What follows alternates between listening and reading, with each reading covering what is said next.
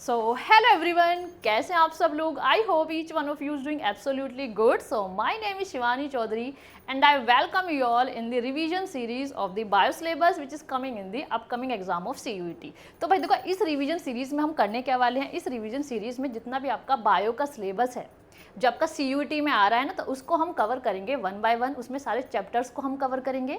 उसके बाद उसमें मतलब क्वेश्चंस किस टाइप से मतलब मेनली क्वेश्चंस किस टाइप से बन सकते हैं वो भी हम इसमें पूरा मतलब सॉल्व करेंगे उसको। ठीक है, तो भाई देखो, अगर हम बात करें यहाँ पे बायो के सिलेबस की जो CUET में आ रहा है, तो बायो का सिलेबस क्या है, जो आपका 12th का सिलेबस है। ठीक है, तो इसमें जो हम स्टार्ट करते हैं फर्स्ट चैप्टर से। तो what is the first chapter? This is the sexual reproduction in the flowering plants, है ना। तो सबसे पहले फर्स्ट चैप्टर स्टार्ट करते हैं। उसके बाद जितने भी आपके सारे चैप्टर्स हैं, इसमें आपके कितनी आ रही है, 5 यूनिट्स आ रही हैं, उसमें आपके 13 चैप्टर्स आ रहे हैं। ठीक है, तो फर्स्ट चैप्टर से स्टार्ट करते हैं। तो फर्स्ट चैप्टर जो है आपका सेक्सुअल रिप्रोडक्शन इन दी फ्लावरिंग प्लांट। सबसे पहले इस चैप्टर को हम क्या करते हैं, जो चैप्टर का टाइटल है उसको ही हम डिकोड करते हैं। देखो, सेक्सुअल रिप्रोडक्शन, इसका मतलब क्या होता है? इसका मतलब ये होता है कि यहाँ पे ना 2 पेरेंट्स का इन्वॉल्वमेंट होता है। There are the involvement of 2 parents in the sexual reproduction.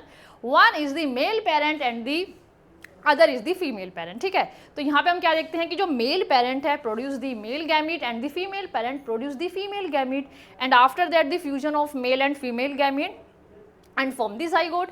तो भाई देखो, इसको हम क्या बोल रहे हैं, इसी को हम बोलते हैं सेक्सुअल रिप्रोडक्शन। इसमें हम क्या देखते हैं कि इसमें वेरिएशंस हमें देखने को मिलते हैं। जो यहाँ पे ऑफ स्प्रिंग्स प्रोड्यूस होते हैं, जो सेक्सुअली रिप्रोड्यूसिंग जो ऑर्गेनिजम्स होते हैं, वो जो ऑफ स्प्रिंग्स प्रोड्यूस करते हैं, उसमें वेरिएशन देखने को मिलते हैं। ठीक है, वहीं अगर हम बात करें किसकी, फ्लावरिंग प्लांट्स, तो भाई फ्लावरिंग प्लांट्स का मतलब क्या होता है? फ्लावरिंग प्लांट्स का मतलब होता है कि ऐसे प्लांट्स जो मतलब विच बियर द फ्लावर्स, तो उनको हम क्या क्या बोलते हैं, उनको हम बोलते हैं फ्लावरिंग प्लांट्स। तो ये कौन से प्लांट्स होते हैं? ये होते हैं एंजियोस्पर्म्स।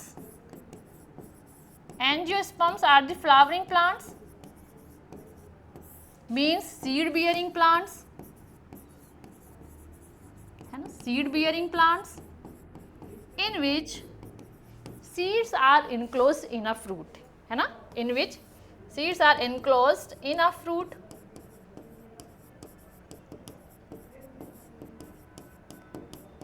तो these are called the angiosperms. Clear है यहाँ तक? ये बात समझ आ गई कि सबसे पहले जो चैप्टर का टाइटल है वो हमने डिकोड कर लिया है, वो समझ आ गया। तो भाई इस चैप्टर में हमें पढ़ना क्या है?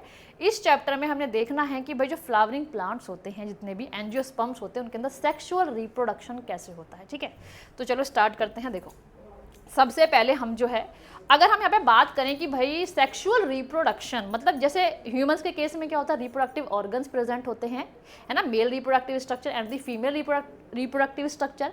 तो ऐसे ही हम यहाँ पे क्या देखेंगे, फ्लावर में भी, प्लांट्स के अंदर भी हम क्या देखेंगे कि प्रॉपर मेल रिप्रोडक्टिव स्ट्रक्चर और फीमेल रिप्रोडक्टिव स्ट्रक्चर प्रेजेंट होंगे and which are present in the flower. तो कहाँ पे प्रेजेंट है? तो ये प्रेजेंट है कहाँ पे, फ्लावर्स में प्रेजेंट होते हैं फीमेल रिप्रोडक्टिव स्ट्रक्चर और मेल रिप्रोडक्टिव स्ट्रक्चर। तो सबसे पहले फ्लावर का स्ट्रक्चर देख लेते हैं। तो देखो, ये है फ्लावर का स्ट्रक्चर। तो फ्लावर के स्ट्रक्चर में देखो हमें क्या क्या दिखाई देता है। सबसे पहले अगर हम बात करें यहाँ पे फ्लावर्स में, तो फ्लावर्स में ना हमें ये देखते हैं कि मेनली डिफरेंट टाइप के वर्ल्स प्रेजेंट होते हैं। जो आउटर मोस्ट वर्ल्ड होता है वो किसका बना होता है? वो बना होता है सेपल्स का, जिसको हम क्या बोलते हैं, जिसको हम बोलते हैं कैरेक्स। ठीक है, देखो यहाँ पे मैं दिखाती हूँ सेपल्स जो दिख रही हैं, ये रही sepals, these are the sepals and this is the. तो यहाँ पे जो हमें एक सेपल्स का जो हमें एक आउटर मोस्ट वर्ल्ड दिख रहा है, उसको हम क्या बोलते हैं? ये जो हमें आउटर मोस्ट वर्ल्ड दिख रहा है सेपल्स का, outer most world of sepals, इसको हम बोलते हैं कैलेक्स।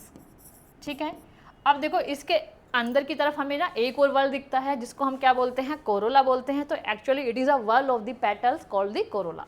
तो देखो यहाँ पे जो हमें, आपने देखो फ्लावर्स के अंदर देखा होगा जितने मतलब कलरफुल पेटल्स हमें दिखते हैं, तो एक्चुअली में वो क्या है, जो पेटल्स हैं यहाँ पे, तो उनके पूरे ग्रुप को हम क्या बोलते हैं, उनके पूरे ग्रुप को हम बोलते हैं, उनके पूरे जो वल होते हैं उसको हम क्या बोलते हैं, उसको हम बोलते हैं कोरोला। ठीक है, तो ये है यहाँ पे कोरोला।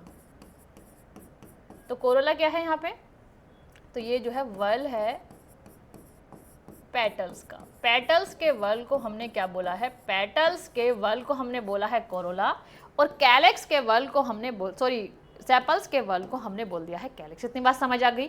उसके बाद देखो हमें यहाँ पे देखने को मिलता है फ्लावर के अंदर female reproductive structure and the male reproductive structure. देखो अभी तक हमने क्या देखा, अभी तक हमने ये देखा है 4 वल्स हमें दिखे हैं, 4 वल्स जो है प्रेजेंट होते हैं फ्लावर में। फर्स्ट वर्ल हमने देखा है कैलिक्स, जो किसका वर्ल था, सेपल्स का वर्ल था। सेकेंड वर्ल हमने देखा है कोरोला का, जो किसका वर्ल था, पेटल्स का वर्ल था। अब हम देखेंगे यहाँ पे mail reproductive structure which is called the androecium and the female reproductive structure which is called the gynoecium. तो यहाँ पे जो एंड्रोशियम है, जो मेल रिप्रोडक्टिव स्ट्रक्चर है, उसको हम यहाँ पे क्या बोलते हैं, फ्लावर के अंदर इसको हम बोलते हैं स्टेमन। और गाइनोशियम जो फीमेल रिप्रोडक्टिव स्ट्रक्चर है फ्लावर के अंदर, उसको हम क्या बोलते हैं, उसको हम बोलते हैं पिस्टिल और कार्पेल। ठीक है, तो देखो यहाँ पे हमने क्या देखा है अभी तक, तो जो यहाँ पे कैलेक्स एंड कोरोला हैं, ये है यहाँ पे नॉन एक्सेसरी, सॉरी एक्सेसरी वल्स हैं ये यहाँ पे, ये हैं यहाँ पे एक्सेसरी वल्स।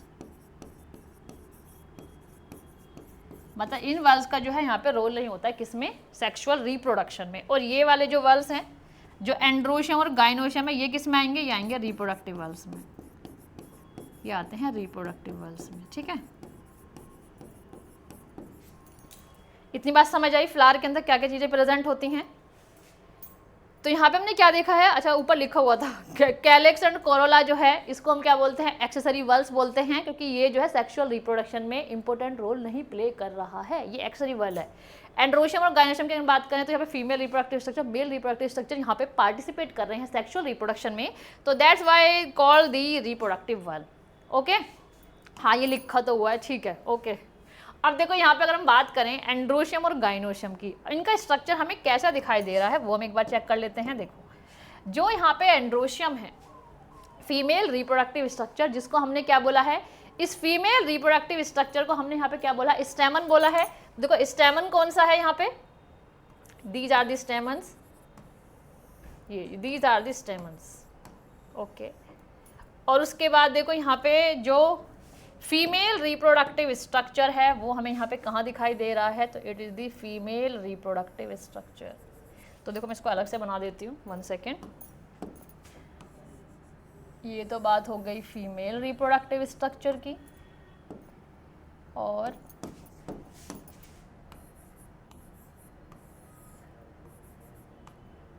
देखो ये है यहाँ पे, इसको हम क्या बोलेंगे, फीमेल रिप्रोडक्टिव स्ट्रक्चर को हम क्या बोलते हैं, इसको हम बोलते हैं कार्पेल, या इसको हम बोलते हैं पिस्टिल। ओके, इसके देखो 3 पार्ट्स होते हैं, this is the stigma, this is the style, stigma is the receptive spot, style long tube like structure called the style, and this is the flower shape structure called the ovary, and ovary contain the ovules and ovule have the female gamete. तभी सिर्फ इतना ध्यान रख लो, and फिर हम आगे इसको detail में समझते हैं। ठीक है, and this is the ovule and ovule contain the female gamete. ठीक है, अब देखो यहाँ पे ये वाला स्ट्रक्चर क्या है, मेल रिप्रोडक्टिव स्ट्रक्चर, जिसको हम क्या बोल रहे हैं, स्टेमन बोलते हैं। इसके भी 2 कंपोनेंट्स होते हैं, first is the anther and this is the long stalk like structure is the filament, this is the anther and this is the filament। इतना क्लियर हो गया, इतना समझ आ गया कि अभी जो है यहाँ पे हमने फ्लावर्स के अंदर देखा क्या क्या है। तो देखो एक्चुअली फ्लावर्स होते क्या है, flowers are the organs specialised to perform the sexual reproduction in the angiosperm. तो this is the important line, the question में भी ask here, got it. Flowers are modified condense shoots, तो flowers क्या है, modified condense shoots हैं। ठीक है, अब देखो नेक्स्ट चलते हैं। अब देखो ये है हमारा पूरा स्ट्रक्चर है फ्लावर का, कहाँ चला गया हमारा स्ट्रक्चर, 1 सेकेंड। देखो ये है हमारे फ्लावर का स्ट्रक्चर, देखो इसमें हमें क्या क्या दिखाई दे रहा है एक बार हम चेक कर लेते हैं। ये पूरा फ्लावर है हमारा, तो this is the, these are the sepals, this lavender beautifully colored petals, this is the ovary and these are the, sorry, this is the female reproductive structure and these are the male reproductive structure. Clear? अब देखो यहाँ पे one by one समझते हैं कि actual में इनकी जो फंक्शनिंग क्या होती है। देखो सबसे पहले हम सेपल्स की बात कर लेते हैं। तो ये जो है प्रोटेक्टिव स्ट्रक्चर्स होते हैं, shielding the delicate reproductive organs. कौन? सेपल्स। वहीं अगर हम बात करें पेटल्स, तो देखो पेटल्स का मेन काम क्या होता है? पेटल्स जो हमें इतनी कलरफुल, इतनी ब्यूटीफुल जो हमें पेटल्स दिख रही है, उनका एक्चुअल में वर्क क्या है? तो उनका वर्क ये है कि it attract the pollinators and shield the delicate parts inside, है ना। तो अट्रैक्ट करते हैं पॉलिनेटर्स को, कौन? पेटल्स। उसके बाद देखो यहाँ पे हम देखते हैं, सबसे पहले देखते हैं हम मेल रिप्रोडक्टिव स्ट्रक्चर को, एंथर। तो एंथर क्या है यहाँ पे? Produce the pollen and the male gamete. तो यहाँ पे जो एंथर होगा वो पोलन को, जो मेल गैमीट हैं वो कौन प्रोड्यूस करेगा? एंथर के अंदर प्रोड्यूस होंगे, ठीक है। उसके बाद अगर हम बात करें फिलामेंट लाइक स्ट्रक्चर की, तो फिलामेंट यहाँ पे क्या है? सपोर्टिव स्टॉक है that holds up the anther. Clear है? अब देखो यहाँ पे अगर हम बात करें किसकी? फीमेल रिप्रोडक्टिव स्ट्रक्चर की। तो फीमेल रिप्रोडक्टिव स्ट्रक्चर यहाँ पे क्या है? पिस्टिल। पिस्टिल के भी 3 पार्ट्स हैं, stigma, style and ovary. This is the stigma, this is the style and this is the ovary. तो यहाँ पे बात करें स्टिग्मा की, तो sticky surface that capture the pollen grains called the stigma. Style, long tube that connects the stigma to the ovary called the style. And ovary, it contain the ovules which once fertilised will develop into seeds. तो यही सब process हम आगे detail में one by one समझेंगे। बात समझ आ गई? यहाँ तक क्लियर हो गया कि फ्लावर का मेन बेसिक स्ट्रक्चर क्या होता है? क्योंकि देखो अगर आपको बेसिक कॉन्सेप्ट ही नहीं पता तो हम आगे, आप जो मतलब आगे फिर पढ़ कैसे पाओगे कि भाई इसमें मेल रिप्रोडक्टिव स्ट्रक्चर में कौन सा पार्ट है। जो हम आगे बात करने वाले कि एंथर में माइक्रोस्पोरेंजियम होगा, माइक्रोस्पोर बनेंगे, तो पहले हमें बेसिक टर्म्स के बारे में पता होना चाहिए। इतनी बात समझ आ गई? यहाँ तक क्लियर है? आगे चलें तो देखो यहाँ पे ना एक टिप दी हुई है कि जैसे स्टेमन में आ रहा है मेन, तो it means it is the flowers male part. Clear? अब देखो नेक्स्ट, अब देखो वन बाय वन जो स्ट्रक्चर्स हैं, मेल रिप्रोडक्टिव स्ट्रक्चर और फीमेल रिप्रोडक्टिव स्ट्रक्चर, इनको हम डिस्कस करते हैं, ठीक है। देखो सबसे पहले हम बात करें किसकी? स्टेमन की। तो स्टेमन क्या है यहाँ पे? तो it is the male reproductive structure and present in the flower. तो it consist of anther and the filament. तो this is the anther and this is the filament. Got it? Next, अब व्हाट इज एंथर? तो anther क्या है भाई? यहाँ पे बाइलॉब्ड structure है। देखो ये हमने क्या किया है, ये वाला जो एंथर है, जैसे ये कोई एंथर उसको हमने कट करके इसको हम देख रहे हैं, इसका टीएस देख रहे हैं, है ना। इसको टीएस करके हमने देखा है, तो इसको ऊपर से हमने कट किया है, तो हमने देखा कि इसके अंदर जो है क्या क्या चीज़ें प्रेजेंट होती हैं, ठीक है। तो इसको हमने कट किया तो हमने यहाँ पे क्या देखा कि जो यहाँ पे एंथर है, एंथर क्या है? एक बाइलॉब्ड स्ट्रक्चर, इसके अंदर 2 लोब्स प्रेजेंट हैं, ठीक है। और हर एक लोब में है जो, and each lobe having the two theca, and each lobe having the two theca, 1 theca, 2 theca, 1 theca, 2 theca, and each lobe having the 2 theca. तो that's also a important question कि व्हाट कि tell about the anther structure. तो आप इसमें क्या बताओगे कि भाई एंथर क्या है? बाइलॉब्ड स्ट्रक्चर है एंड हैविंग दी, बाइलॉब्ड है एंड हैविंग द डाइथिकस स्ट्रक्चर, ठीक है। तो यहाँ पे हम क्या देख रहे हैं कि ये जो है बाइलॉब्ड है, जो एंथर है ये बाइलोब है, 2 लोब्स है इसके अंदर, and each lobe containing the 2 theca. Got it? तो यहाँ पे हमने क्या देखा है कि यहाँ पे anther is bilobed with each lobe having the 2 theca, तो it is dithecous, bilobed and dithecous structure. Got it? आगे चलें। अब देखो this is the line of dehiscence and this is the filament. Line of dehiscence क्या है कि यहाँ से क्या होगा, जो मेनली एंथर है वो रप्चर करेगा एंड जो आपके पॉलन ग्रेन्स है वो यहाँ से बाहर आ जाएंगे, ठीक है। अब देखो नेक्स्ट हुआ टीएस ऑफ द एंथर। देखो पहले हम डायग्राम देखते हैं फिर हम समझते हैं। देखो जैसे भी ये कोई एंथर है, दिस इज द एंथर वाला part and this is the filament वाला पार्ट है, समझ लो। तो जैसे इसको हमने कट किया है ना, इसको हम कट करके जब इसको हम ऊपर से देखेंगे तो हमें किस टाइप से ये एंथर दिखाई देगा। देखो मैं कोई और इसको क्लियरली समझाती हूँ। ये वाला पार्ट था, है ना, ये वाला पार्ट जब इसको ऊपर से कट किया तो हमें ये ऐसा दिखाई दे रहा है। तो इसी स्ट्रक्चर को अब हम यहाँ पे थोड़ा मैग्नीफाई करके देख रहे हैं। तो दिस इज द स्ट्रक्चर। तो देखो इस स्ट्रक्चर में हमें एक्चुअल में दिखता क्या है कि जो यहाँ पे 2 लोब्स थे, है ना, ये लोब्स थे और ये 2 थीका थे, each lobe having the 2 theca, ठीक है। तो एक्चुअल में जो ये यहाँ पे हमें जो इस टाइप से स्ट्रक्चर दिखाई दे रहे हैं तो ये एक्चुअल में ये है क्या, ये है यहाँ पे माइक्रोस्पोरेंजियम, या this is called the sporogenous tissue. इसको हम बोल रहे हैं sporogenous tissue, this is called this microsporangium और स्पोरोजीनस टिश्यू। Got it. अब देखो यहाँ पे इसको हमने और मैग्नीफाई किया, मैग्नीफाई करके हमें क्या दिखाई दे रहा है वो देखते हैं। देखो जो ये वाला पार्ट है, 1 सेकेंड, हाँ, तो जो ये वाला पार्ट हमें अंदर वाला पार्ट जो दिखाई दे रहा है ना, ये वाला पार्ट, तो ये क्या है, यहाँ पे स्पोरोजीनियस टिश्यू का पार्ट है, ये वाला पार्ट, ठीक है। And it is covered by the different type of layers. The outermost layer is called the epidermis. This is the epidermis, protective layer, and the inner side layer is endothecium, and these are the middle layers, and these are यहाँ पे हमें क्या दिखाई दे रहा है कि जो यहाँ पे स्पोरोजीनियस टिश्यू है, इसमें हमें सेल्स जो दिखाई देंगे उसको हम क्या बोलेंगे, माइक्रोस्पोर मदर सेल। क्या बोलेंगे इसको हम, microspore mother cell, and this is the tapetum. Layer surrounding the sporogenous tissue called the tapetum which provides nourishment. Got it? Got it? इतना समझ आ गए यहाँ तक, सबको क्लियर हो गए यहाँ तक? क्लियर है? देखो अभी हमने जो स्ट्रक्चर देख रहे हैं ना, उसके बारे में थोड़ा पढ़ लेते हैं। देखो anther consist of 4 pollen sac और माइक्रोस्पोरेंजिया 2 इन ईच लोब। तो अभी हमने देखा कि जो यहाँ पे जो एंथर था, तो ये हमने क्या देखा, इनको पोलन सैक बोल दो या इनको माइक्रोस्पोरेंजियम बोल दो, दीज आर दी पोलन सैक्स। तो हमने यहाँ पे 4 पोलन सैक्स देखे। क्या देखे हैं हमने यहाँ पे, 4 पोलन सैक देखे हैं, ठीक है। या इसको हम माइक्रोस्पोरेंजिया कह सकते हैं पोलन सैक, क्योंकि यहाँ पे क्या होगा, पोलन का फॉर्मेशन होगा, ठीक है। और हमने क्या देखा कि इसके बाद जो माइक्रोस्पोरेंजियम है सराउंडेड बाय 4 वॉल लेयर, जो माइक्रोस्पोरेंजियम है वो सराउंड कर रही है यहाँ पे 4 वॉल लेयर से। First the epidermis, outer most layer epidermis है, उसके अंदर एंडोथीशियम है, फिर बीच में हमें मिडल लेयर्स दिख रही थी, and the inner most layer यहाँ पे टेपिटम है।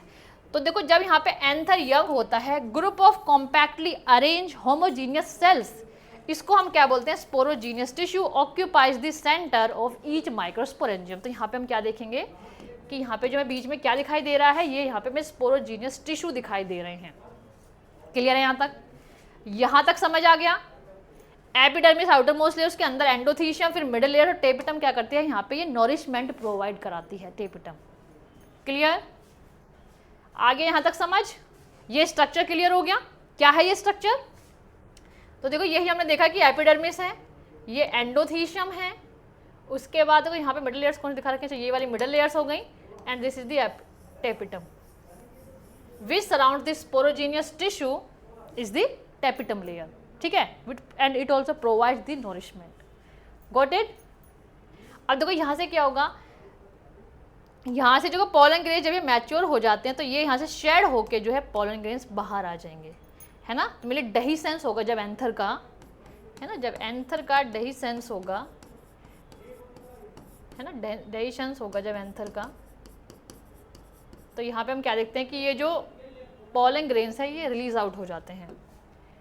उसके बाद देखो ये तो बात हो गई कि भाई एंथर क्या है, मेल रिप्रोडक्टिव स्ट्रक्चर एक्चुअल में है क्या। अब हम बात करते हैं कि ये जो हम कह रहे हैं कि पोलन ग्रेन्स बनते हैं, तो ये एक्चुअल में जो पोलन ग्रेन्स हैं उनका फॉर्मेशन कैसे होगा। देखो हम यहाँ पे बात करते हैं कि जो मेल गैमीट होगा, है ना, प्लांट्स के अंदर जो मेल गैमीट होगा वो एक्चुअल में अराइज कैसे होते हैं। तो सबसे पहले बनता है यहाँ पे पोलन ग्रेन, तो which is the male gametophyte, और इसी पोलन ग्रेन से क्या बनते हैं, इस पोलन ग्रेन से ही बनते हैं मेल गैमीट्स, ठीक है। ऐसे ही यहाँ पे हम देखेंगे कि जो फीमेल रिप्रोडक्टिव स्ट्रक्चर उसके अंदर क्या होगा, उसके अंदर प्रेजेंट होता है फीमेल गैमीट, ठीक है। तो देखो सबसे पहले हम बात करते हैं माइक्रोस्पोरोजेनेसिस के बारे में। तो देखो यहाँ पे माइक्रोस्पोरोजेनेसिस का मतलब क्या होता है। माइक्रोस्पोरोजेनेसिस का मतलब ये होता है कि जब माइक्रोस्पोर मदर सेल से माइक्रोस्पोर बनेंगे तो उसको हम क्या बोलते हैं, उसको हम बोलते हैं microsporogenesis. The process of formation of microspores from a pollen mother cell या microspore mother cell through the meiosis division is called the microsporogenesis। देखो यहाँ पे आपको एक बात ध्यान रखनी है कि each cell of the sporogenous tissue is capable of giving rise to a microspore tetrad. Each one is a potential pollen or microspore mother cell। देखो यहाँ पे क्या बताया गया है, ये हमने बात की थी स्पोरोजीनियस टिश्यू की। अगर ये स्पोरोजीनियस टिश्यू है तो इसके अंदर सेल्स प्रेजेंट होंगे, तो यहाँ पे जो है each cell having the potential to form the microspores. तो हम यहाँ पे क्या देख रहे हैं कि यहाँ पे जो सेल्स प्रेजेंट होंगे, तो यहाँ पे इसी किसी भी सेल से ना, किसी भी सेल को अगर हम यहाँ पे ले लेते हैं तो उसी सेल से माइक्रोस्पोर बन जाता है। ठीक है, तो देखो यहाँ पे बात समझ आ गई, इतना क्लियर हो गया। तो देखो सबसे पहले इसका प्रोसेस समझ लेते हैं, 1 सेकेंड। माइक्रोस्पोरोजेनेसिस का प्रोसेस देखो, माइक्रोस्पोरोजेनेसिस में हम क्या बोल रहे हैं, माइक्रोस्पोरोजेनेसिस मतलब माइक्रोस्पोर का फॉर्मेशन कैसे होगा। तो देखो माइक्रोस्पोर का फॉर्मेशन कैसे होगा, पोलन मदर सेल, या इसको आप लिख सकते हो माइक्रोस्पोर मदर सेल।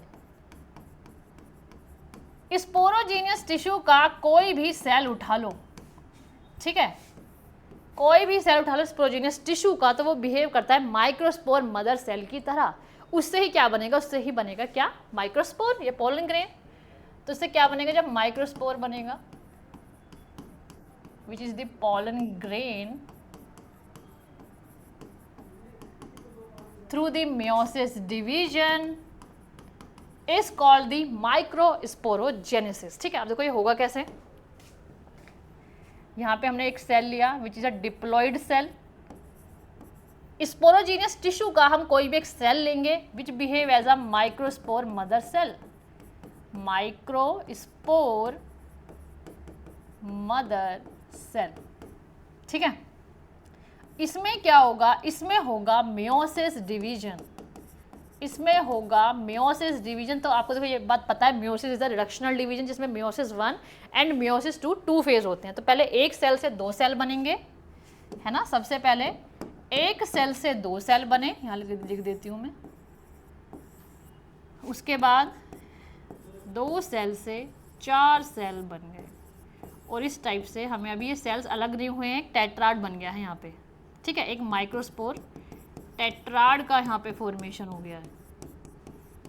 इस टाइप से हमें यहाँ पे कैलोस की एक लेयर नज़र आती है इनके ऊपर, इस टाइप से। मैंने क्या कर दिया है, 1 सेकेंड, है ना, कैलोस प्रेजेंट हो गया ऐसे, दिस इज द कैलोस। जब ये मैच्योर हो जाएंगे तो ये रप्चर होने के बाद जो माइक्रोस्पोर टेट्राड हैं, इनसे जो पोलन ग्रेन, ये जो माइक्रोस्पोर टेट्राड है ना, एक साथ जो हमें 4 पोलन ग्रेन जो हमें एक साथ नज़र आ रहे हैं, तो वो फिर बाद में अलग अलग हो जाएंगे। तो ये यहाँ पे 4 पोलन ग्रेन्स का फॉर्मेशन हो गया है, और ये जो 4 पोलन ग्रेन्स हैं कैसे हैं, ये सब हैप्लॉइड है, और जो माइक्रोस्पोर मदर सेल है वो कैसी थी, वो डिप्लॉइड थी। बात समझ आ गई। तो this is the process of microsporogenesis. Clear है यहाँ तक, क्लियर है यहाँ तक, क्लियर। अब देखो यहाँ पे क्या दिया गया है बुक में तुम्हारी, एक नोट, इंपॉर्टेंट नोट है कि normally each microspore mother cell can form tetrad. हर माइक्रोस्पोर मदर सेल से टेट्राड बन जाएगा, मतलब 4 पोलन ग्रेन्स का एक टेट्राड बन जाता है बाय मेयोटिक डिवीजन। लेकिन अगर हम बात करें किसकी, ज़ोस्टेरा की, तो some microspore mother cell become sterile, है ना। कुछ माइक्रोस्पोर मदर सेल मतलब कुछ सेल्स जो होते हैं वो स्टेराइल होते हैं स्पोरोजीनियस टिश्यू में, and which provides the nutrition to rest of the microspore mother cell. तो कुछ यहाँ पे सेल्स स्टेराइल होंगे, उनका काम क्या होगा कि वो नॉरिशमेंट प्रोवाइड कर रहे हैं किसको, माइक्रोस्पोर मदर सेल। जो दूसरी माइक्रोस्पोर मदर सेल है जिससे माइक्रोस्पोर बनेंगे, उनको क्या कर रहे हैं, उनको नरिशमेंट प्रोवाइड कर रहे हैं। तो ये किसका केस है, ये एक स्पेशल केस है, किसका, ज़ोस्टेरा का। क्लियर है, गॉट इट भाई, समझ आ गया। चलें आगे, देखो अब नेक्स्ट। तो ये तो बात हो गई किसकी, ये जो हम पोलन ग्रेन जो अभी हमने बनाए हैं, पोलन ग्रेन कहते हैं, माइक्रोस्पोर कहते हैं, वो जो अभी हमने फॉर्म किया किससे, माइक्रोस्पोर मदर सेल से। तो आप देखो यहाँ पे ये जो पोलन ग्रेन हमने बनाया एक्चुअल में है क्या, तो it is the first cell of a male gametophyte. तो मेल गैमेटोफाइट का ये पहला सेल है, मतलब क्या है कि इससे ही क्या बनेंगे, इससे ही मेल गैमेट्स का फॉर्मेशन होगा। It is haploid, oval or rounded structure measuring about 20 to 50 micrometers in the diameter. The size of nucleus increases and it divides mitotically to produce a bigger vegetative cell or tube cell and a smaller generative cell. अब यहाँ पे क्या होगा, जो ये pollen grain है इसका nucleus का साइज इंक्रीज करेगा, और ये जो है माइटोटिकली डिवाइड करेगा और प्रोड्यूस करेगा एक बिगर वेजिटेटिव सेल, एंड जिसको हम ट्यूब सेल भी बोलते हैं क्योंकि इसी से ही क्या बनेगा, इससे पोलन ट्यूब का फॉर्मेशन होता है। ठीक है, and a smaller generative cell. तो देखो इसको हम बना लेते हैं एक बार, तो this is the structure of the pollen grain, ये है इसकी सेल मेम्ब्रेन पॉलन ग्रेन की। अब इसके बाहर हमें एक लेयर दिखाई देती है, इसी लेयर को हम बोलते हैं इंटाइन। इस लेयर को हम बोल रहे हैं intine, which is made up of cellulose and pectin. और इसके भी बाहर हमें एक और लेयर नजर आएगी, which is called the exine. इसको हम कैसे बना सकते हैं, इसको हम ऐसे बना देते हैं,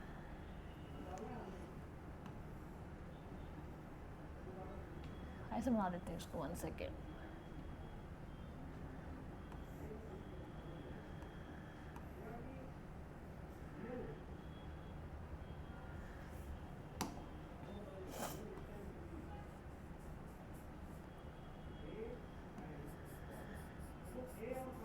ठीक है। तो देखो ये मैंने बना दी है यहाँ पे exine, which is the outermost layer of the pollen grain, which is made of the sporopollenin. Sporopollenin, it is one of the most resistant material. Sporopollenin, it is one of the most resistant material. इसका मतलब क्या होगा कि इस पे जो है मतलब किसी भी टाइप का कुछ इफेक्ट नहीं होने वाला। अगर इसको आप जो है हाई टेम्परेचर देते हो, हाई एल्कली से इसको ट्रीट करते हो, हाई एल्कली मतलब हम कह सकते हैं कि यहाँ पे कॉन्सेंट्रेटेड एल्कली हो गया, या आपका कॉन्सेंट्रेटेड अल्कोहल हो गया, या आप कह दो एसिडिक कंडीशंस हो गई, बहुत ज़्यादा हाई टेम्परेचर हो गया, तो ये क्या होती है यहाँ पे स्पोरोपोलेनिन इतनी ज़्यादा रेजिस्टेंट होती है कि इस पर कुछ फर्क नहीं पड़ता, ठीक है।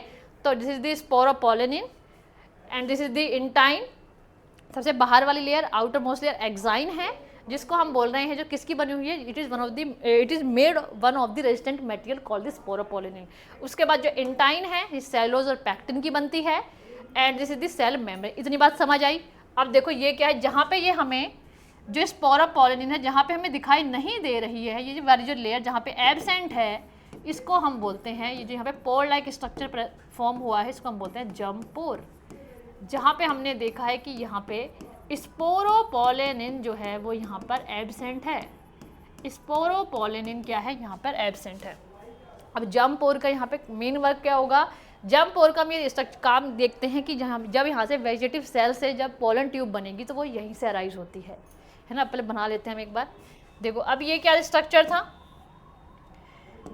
जैसे ये जो था यहाँ पे इस टाइप से एक सिंगल एक हमने यहाँ पे पोलन ग्रेन का स्ट्रक्चर देखा, बात समझ आ गई। अब इसमें माइटोसिस डिवीजन होगी, इसका न्यूक्लियस यहाँ पे डिवाइड करेगा। तो मैं ना इसी में दिखा देती हूँ, है ना, इसी में दिखा देती हूँ कि इसको मैं दो में स्ट्रक्चर में डिवाइड कर देती हूँ इस टाइप से। तो this is the vegetative cell, this is the vegetative cell और ट्यूब सेल जो मैं काफ़ी ज़्यादा बड़ा दिख रहा है,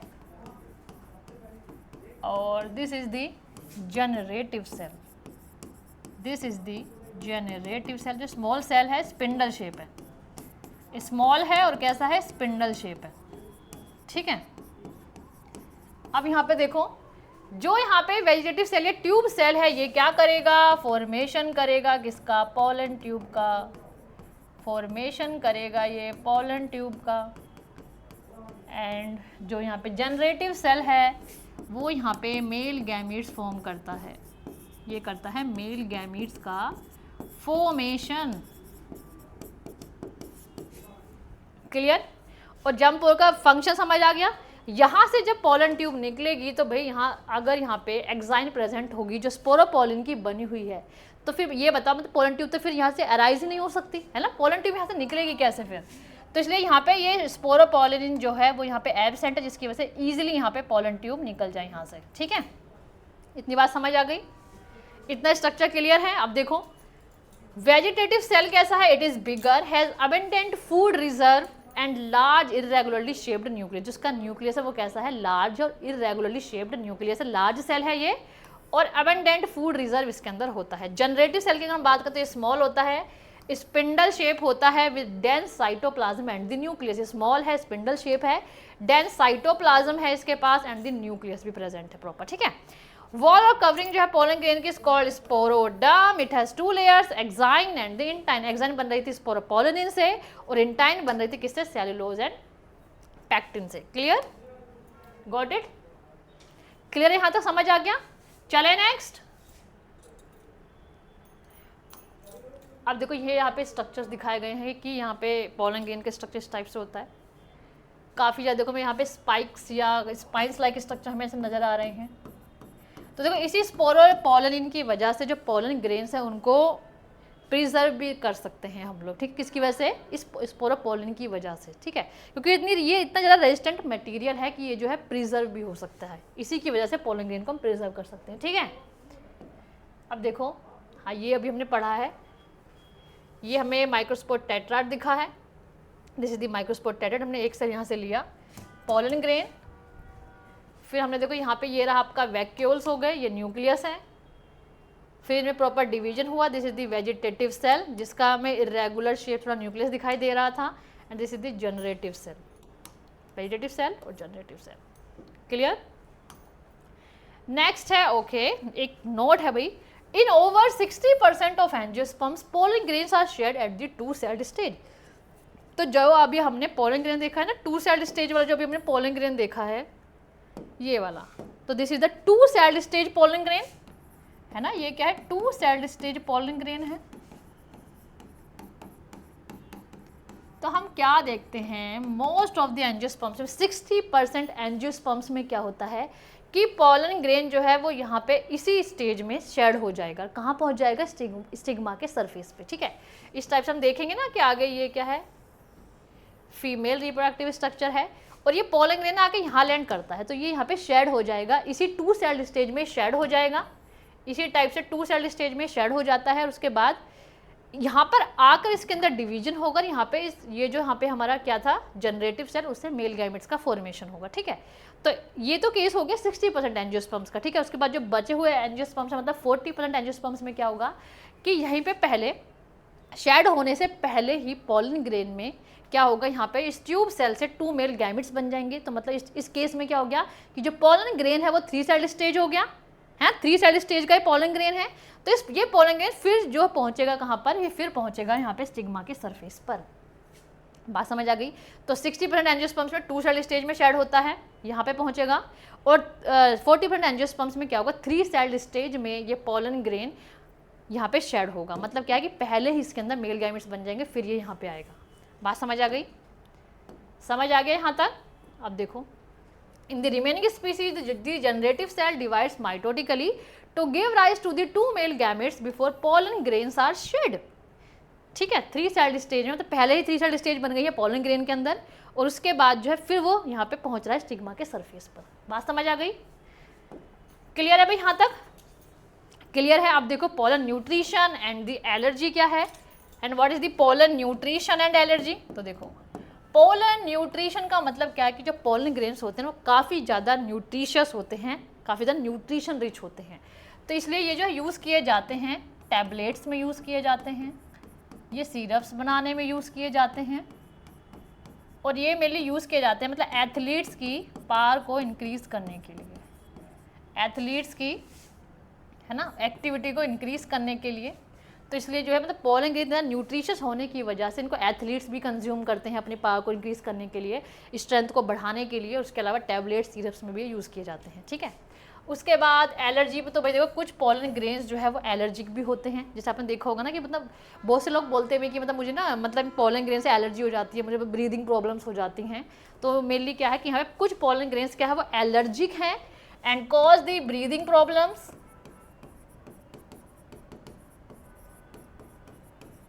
cause the breathing problems, asthma, etc. और हम एग्जाम्पल किसका लिख सकते हैं, किस प्लांट के जो पोलन ग्रेन्स है वो एलर्जिक हो सकते हैं। तो वो आप लिखोगे इसमें पार्थेनियम, जिसको हम बोलते हैं कैरेट ग्रास, जिसको हम बोलते हैं कैरेट ग्रास। क्लियर? यहाँ तक समझ आ गया? ठीक है। अब देखो पोलन की वायबिलिटी क्या होती है। पोलन की वायबिलिटी का मतलब क्या है कि in some cereal such as the rice and wheat pollen grains lose viability with, मतलब वायबिलिटी का मतलब क्या है कि हम ये कह सकते हैं कि जो पॉलन की जो मेनली पोटेंशियल होता है पॉलन का जर्मिनेट करने का, तो हम यहाँ पे क्या देख रहे हैं, देखो जैसे कुछ सीरियल्स में जैसे कि राइस और व्हीट में जो पॉलन ग्रेन्स है वो अपनी वायबिलिटी को लूज कर देते हैं 30 मिनट्स में ऑफ देयर रिलीज।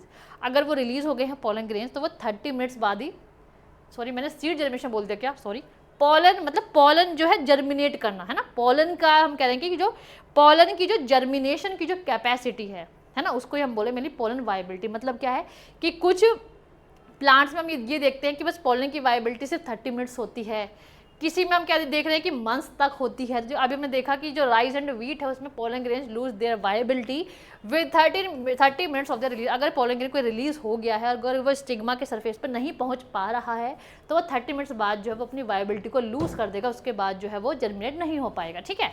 एंड यहाँ पे बुक में एग्जाम्पल दे रखा है Rosaceae, Leguminosae and the Solanaceae. 3 families यहाँ पे दे रखी हैं, Rosaceae, Leguminosae and the Solanaceae. ये मेंटेन करते हैं अपनी वायबिलिटी को फॉर द मंथ्स। तो इन फैमिलीज में जो पोलन ग्रेन्स होता है वो अपनी वायबिलिटी को मेंटेन कर सकता है फॉर द मंथ्स, ठीक है। And we also store the pollen grains in the liquid nitrogen, 1 second, minus 196 degree Celsius. तो हम जिन पोलन ग्रेन्स को स्टोर भी कर सकते हैं लिक्विड नाइट्रोजन में at a very low temperature, minus 196 degree Celsius temperature. समझ आ गया, यहाँ तक समझ आ गया, क्लियर है। देखो यहाँ तक अभी हमने क्या किया है, सिर्फ मेल रिप्रोडक्टिव स्ट्रक्चर कंप्लीट किया है अभी, क्लियर है। यहाँ तक एक बात समझ आ गई, ठीक है। अब देखो अब हम देखते हैं कि भाई फीमेल रिप्रोडक्टिव स्ट्रक्चर समझेंगे। पहले हमने पढ़ा मेल रिप्रोडक्टिव स्ट्रक्चर, मतलब पहले हमने पढ़ा स्टेमन के बारे में, अब हम पढ़ेंगे मतलब एंडोशियम समझा सबसे पहले हमने, फिर हमने अब समझेंगे गाइनोशियम क्या है, फीमेल रिप्रोडक्टिव स्ट्रक्चर क्या है फ्लावर के अंदर, ठीक है, कैसे मतलब फीमेल गैमीट बनेगा, फिर उसके बाद इनका फर्टिलाइजेशन कैसे होगा। तो इस टाइप से 1 बाय 1 स्टेप्स को प्रॉपर कवर करेंगे, ठीक है। तो देखो हम बात करें किसकी, गाइनोशियम। फीमेल रिप्रोडक्टिव स्ट्रक्चर होता है पिस्टिल और कार्पेल, तो it represents the female reproductive part of the flower. अभी हमने पढ़ा था कि इसमें जो है 3 पार्ट्स होते हैं, stigma, style and the ovary, है ना, स्टिग्मा, स्टाइल और ओवरी। अब देखो यहाँ पे क्या हो सकता है कि जो ये पिस्टिल है, जो ये वाला पार्ट है, ये एक से ज़्यादा भी प्रेजेंट हो सकता है ना। अगर कोई फ्लावर है उसमें सिर्फ एक ही पिस्टिल या कार्पल प्रेजेंट है, ऐसे फ्लावर को हम बोलते हैं मोनोकार्पलरी फ्लावर। क्या बोलते हैं उसको हम, मोनो कार्पलरी फ्लावर। कोई ऐसा फ्लावर है जिसमें सिर्फ सिंगल कार्पल प्रेजेंट है, सिंगल कार्पल प्रेजेंट है तो उसको हम बोलते हैं मोनोकार्पलरी फ्लावर। और मल्टी कार्पलरी फ्लावर हम किसको बोलेंगे, मल्टी कार्पलरी फ्लावर हम किसको बोलेंगे, मतलब ये ऐसे फ्लावर्स हैं जिसमें कार्पल जो है बहुत सारे कार्पल्स प्रेजेंट होंगे, मल्टी कार्पल्स यहाँ पे प्रेजेंट होंगे, ठीक है। अब देखो यहाँ पे 2 कंडीशन दे रखी है, syncarpous and the apocarpous. Syncarpous क्या है, व्हेन देयर आर, देखो अब हाँ मैं बताती हूँ, यहाँ पे बता देती हूँ पहले इसको। मल्टी कार्पल्स हैं, किसी फ्लावर के अंदर बहुत सारे कार्पल्स हैं, तो एक कंडीशन तो ये हो सकती है कि ये कार्पल्स जो है आपस में फ्यूज हो सकते हैं, और एक कंडीशन ये हो सकती है कि सारे कार्पल जो आपस में सारे कार्पल जो है वो फ्री हो सकते हैं, ठीक है। तो अगर यहाँ पे सारे कार्पल्स जो है फ्यूज्ड हैं तो उसको हम बोलते हैं सिन कार्पस, जैसे कि आपने हिबिस्कस के अंदर देखा होगा। और अगर ये पिस्टिल्स जो है फ्री हैं, पिस्टिल्स कह दो या कार्पल्स कह दो सेम बात है, अगर ये पिस्टिल्स फ्री हैं तो इसका हम एग्जांपल देखते हैं, स्ट्रॉबेरी, बटरकप और लोटस के अंदर फ्री होते हैं, इस कंडीशन को हम बोलते हैं एपोकार्पस। समझ आ गया। सिन मीन्स फ्यूज्ड, ऐसे याद कर लो इसको, सिन मीन्स फ्यूज्ड और एपो मीन्स फ्री, है ना, एपो मीन्स फ्री, ऐसे याद कर लो। सिन मतलब यहाँ पे फ्यूज कार्पेल्स हैं और एपो मतलब यहाँ पे फ्री कार्पेल्स हैं, ठीक है। स्ट्रॉबेरी, बटरकप एंड लोटस है, सिन कार्पस का एग्जांपल है आपका हिबिस्कस। अब देखो नेक्स्ट पढ़ते हैं स्ट्रक्चर ऑफ द ओव्यूल। तो भैया ये ओव्यूल कहाँ मिलेगा, ओव्यूल कहाँ मिलेगा, हमने ऐसा स्ट्रक्चर देखा था फीमेल रिप्रोडक्टिव स्ट्रक्चर का, this female reproductive structure, stigma था, स्टाइल था और ओवरी था, है ना, ओवरी।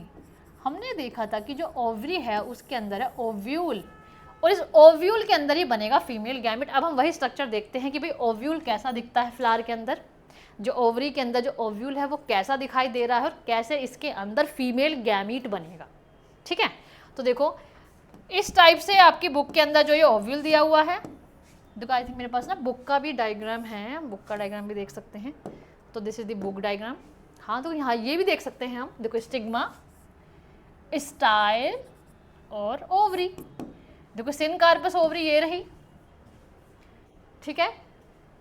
तो देखो इस टाइप से आपको ना प्रॉपर दिखा रखे हैं कि मतलब कैसे यहाँ पे ये फीमेल रिप्रोडक्टिव स्ट्रक्चर है, सिनकार्पस ओवरी, एपोकार्पस ओवरी, ठीक है, और ये स्ट्रक्चर है हमारा ओव्यूल का, ठीक है। अब यहाँ पे देखो जो ये ओव्यूल है इसमें ना 2 एंड्स होते हैं, ये तो है chalazal and, this is the chalazal and and this is the micropylar and. एक एंड तो चैलेजल एंड होता है, एक एंड होता है माइक्रोपाइलर एंड, ठीक है। अब देखो यहाँ पे हमें क्या दिखाई दे रहा है कि ये जो यहाँ पे बीच वाला पार्ट क्या होगा, यहाँ पे ये एम्ब्रियो सैक है, एंड हम यहाँ पे बोल सकते हैं कि ये सेल्स हैं किसके हैं, न्यू सेल्स के सेल्स हैं, these are the nucellus cells, ठीक है, ये न्यू सेल्स के सेल्स हैं, ठीक है।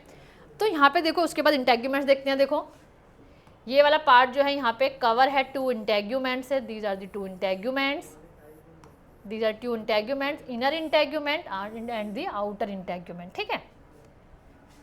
तो जो आउटर इंटेग्यूमेंट में जो कवर है इसको हम क्या बोल रहे हैं, टेस्टा, और इसको इनर इंटेग्यूमेंट कवर को हम बोलते हैं tegmen, testa and tegmen. This is the micropylar pole, ये है ना माइक्रोपाइलर एंड है, ये चैलेजल एंड है, उसके बाद this is the funicle and this is the hilum. देखो यही स्ट्रक्चर हमने यहीं पे बनाया हुआ है, ये रहा स्ट्रक्चर अभी जो हमने देखा था स्ट्रक्चर। तो देखो जो आउटर इंटेग्यूमेंट और inner integument, outer टेस्टा and the inner tegmen. उसके बाद देखो फ्यूनिकल, ये वाला पार्ट क्या है, यहाँ पे कनेक्ट कर रहा है body of ovule to the placenta.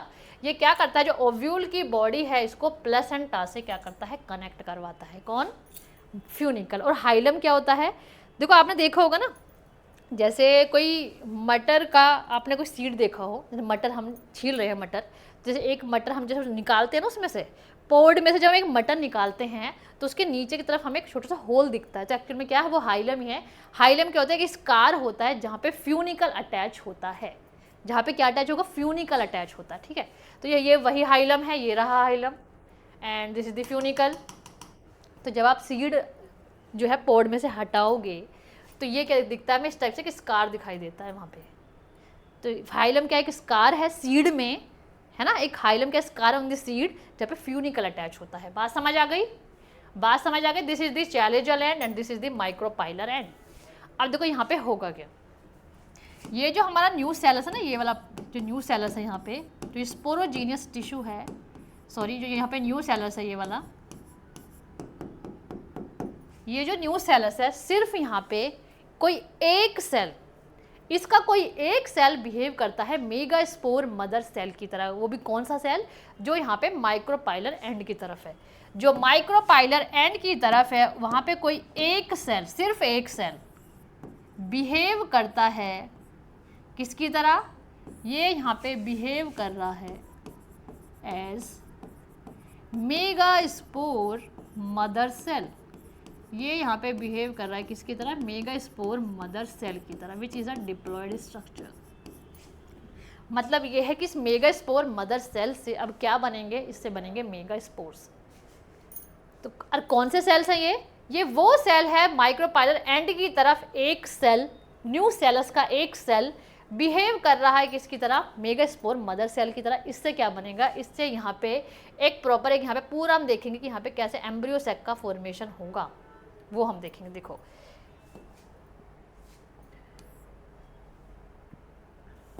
Okay, ये एक नोट हम ये भी समझ लेते हैं। ओव्यूल्स जो होते हैं ओवरी में कभी कभी 1 भी हो सकता है, किस किस में होगा 1, वीट में, पेडी में और मैंगो में। और कभी कभी ऐसा होता है ओवरी के अंदर बहुत सारे ओव्यूल्स भी होते हैं, जैसे कि पपाया, वाटरमेलन, ऑर्किड्स। तो मतलब ये है ओवरी से बनता है फ्रूट, ओव्यूल से बनता है सीड। तो जिस भी फ्रूट के अंदर बहुत सारे सीड्स हमें दिख रहे हैं तो उसका मतलब क्या हुआ कि ओवरी के अंदर बहुत सारे ओव्यूल्स होंगे, तभी तो इतने सारे सीड्स बने हैं, है ना। तो जिसके अंदर से सिर्फ एक ही सीड होगा तो मतलब क्या कि ओवरी के अंदर सिर्फ एक ही ओव्यूल होगा। तो ओव्यूल जो है ओवरी में 1, wheat, pedi and mango. Mango में सिर्फ एक सीड आपने देखा भी होगा। और many ovules, papaya, watermelon and the orchids. ये स्ट्रक्चर हमने देख लिया है। अब देखो हम पढ़ते हैं मेगा स्पोरोजेनेसिस का प्रोसेस। देखो it is the formation of megaspore which are the haploid structure from the megaspore mother cell which is the diploid inside the ovule through the meiosis division called the megasporogenesis। ठीक है, देखो यहाँ पे हम क्या देख रहे थे अभी हमने समझा, क्या समझा था अभी हमने कि यहाँ पे कोई भी माइक्रोपाइलर एंड की तरफ कोई भी एक सेल बिहेव करता है किसकी तरह, मेगास्पोर मदर सेल की तरह बिहेव करेगा, and which is a diploid structure, है ना, which is a diploid structure. यहाँ पे क्या होगी, यहाँ पे होगी मियोसिस डिवीजन, मतलब वही मियोसिस 1 एंड मियोसिस 2, एक से बन गए 2 सेल एंड 2 से बन गए 4 सेल, मियोसिस 1 एंड मियोसिस 2। तो यहाँ पे बन गए, एक से बन गए 4 सेल। तो ये जो यहाँ पे मेगास्पोर्स बने हैं, 4 मेगास्पोर्स बने हैं, ये यहाँ पे बने हैं 4 मेगास्पोर्स।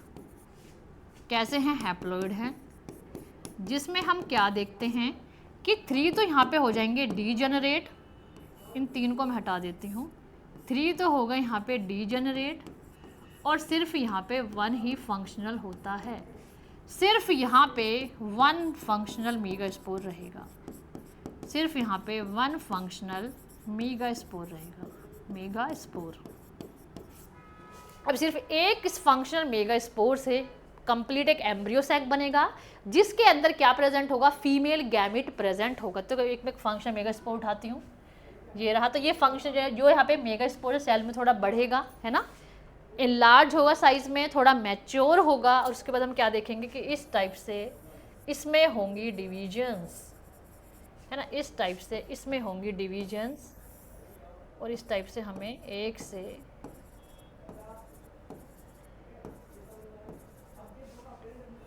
क्या मिल गए हैं, यहाँ पे हमें 8 न्यूक्लियस मिल गए हैं। मतलब क्या हुआ कि यहाँ पे इसमें होगी माइटोसिस 1, फिर 2 होगी और फिर 3 होगी, 3 माइटोटिक डिवीजन्स होंगी इसमें, और इससे हमें मिल जाएंगे यहाँ पे 8 न्यूक्लियस का यहाँ पे फॉर्मेशन हो जाएगा। ठीक है, अब इनके चारों तरफ, इन सेल्स के चारों तरफ ना कुछ वॉल्स डेवलप होनी स्टार्ट हो जाएगी, जिसकी वजह से एक कंप्लीट सेल हम यहाँ पे देखेंगे, डिफरेंट टाइप के यहाँ पे सेल्स का अरेंजमेंट हम देखेंगे। अब देखो यहाँ पे सेल्स का अरेंजमेंट किस टाइप से होगा, इसको आगे बना देती हूँ मैं। यहाँ पे देखो, यहाँ पे सेल्स का अरेंजमेंट किस टाइप से होता है वो हम देख लेते हैं। तो यहाँ पे देखो ये होते हैं, देखो ये मैं बना देती हूँ माइक्रोपाइलर एंड है इधर,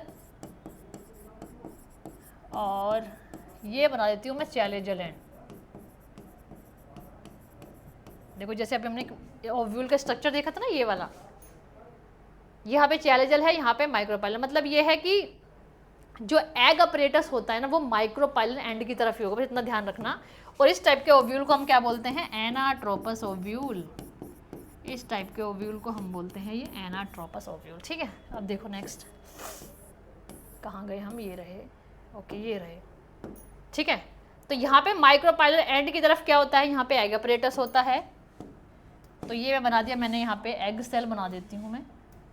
सो this is the egg cell. ठीक है, उसके बाद ये मैं बना देती हूँ 3 antipodal cells,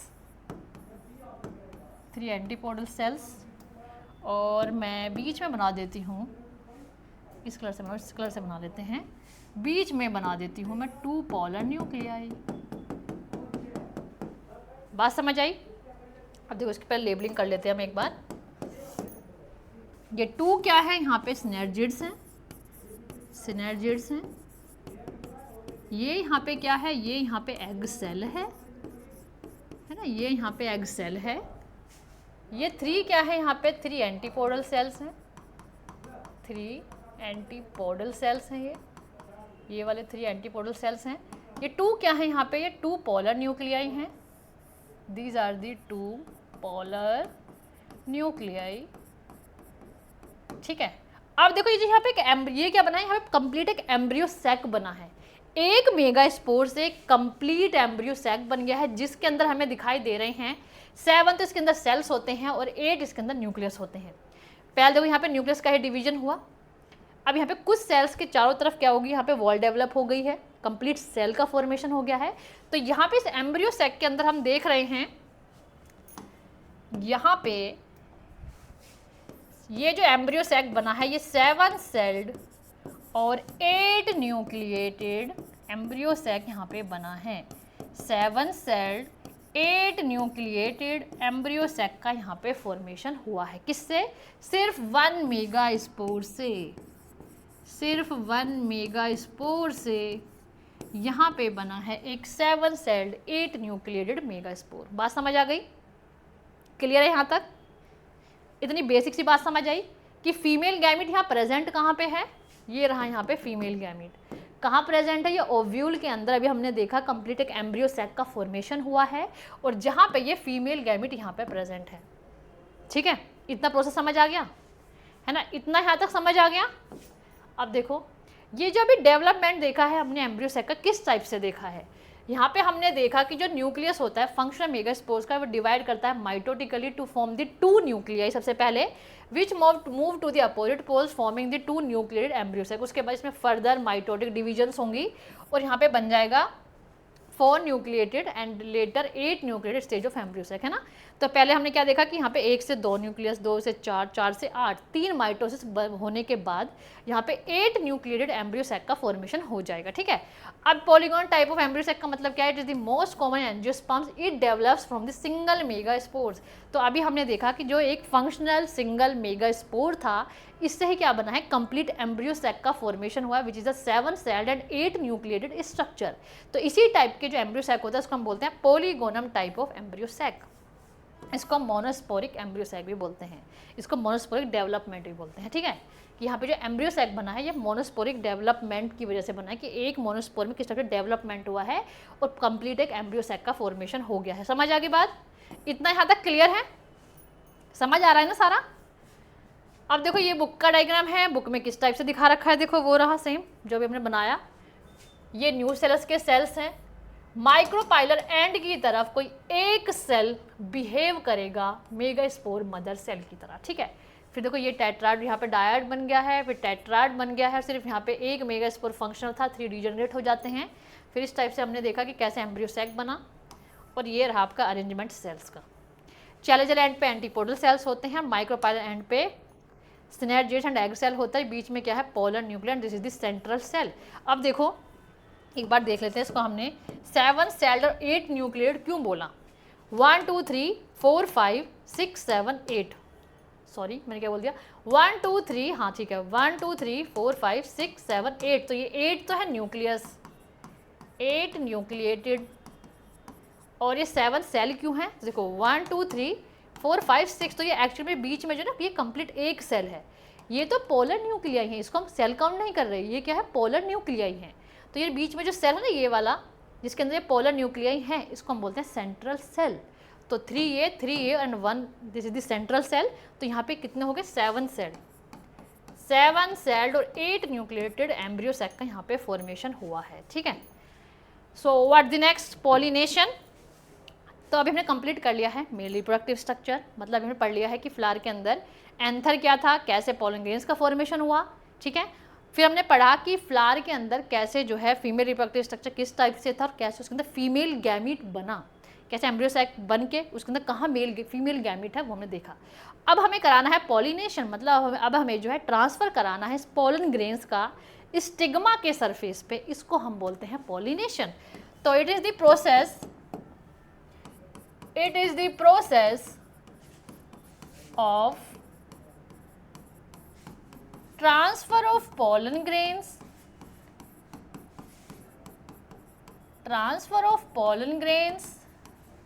from anther to the stigma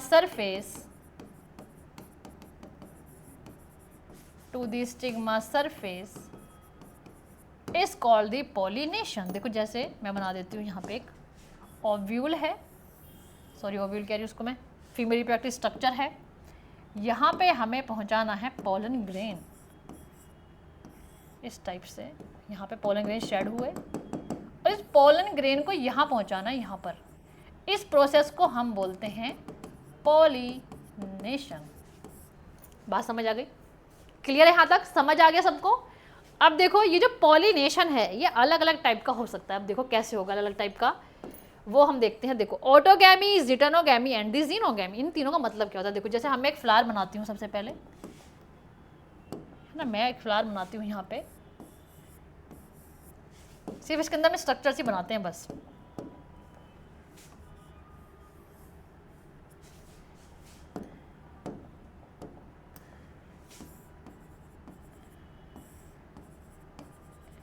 ठीक है,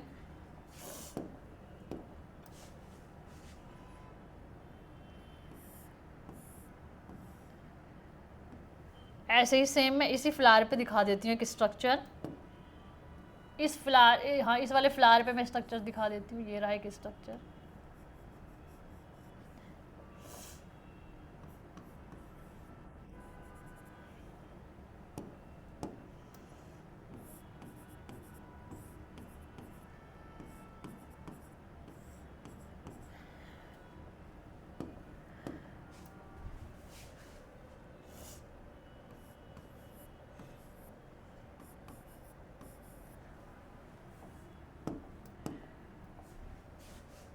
बस एक सेकंड रुकना, मैं इसको ड्रॉ कर दूँ पहले, फिर मैं आपको समझाती हूँ मैं क्या बना रही हूँ।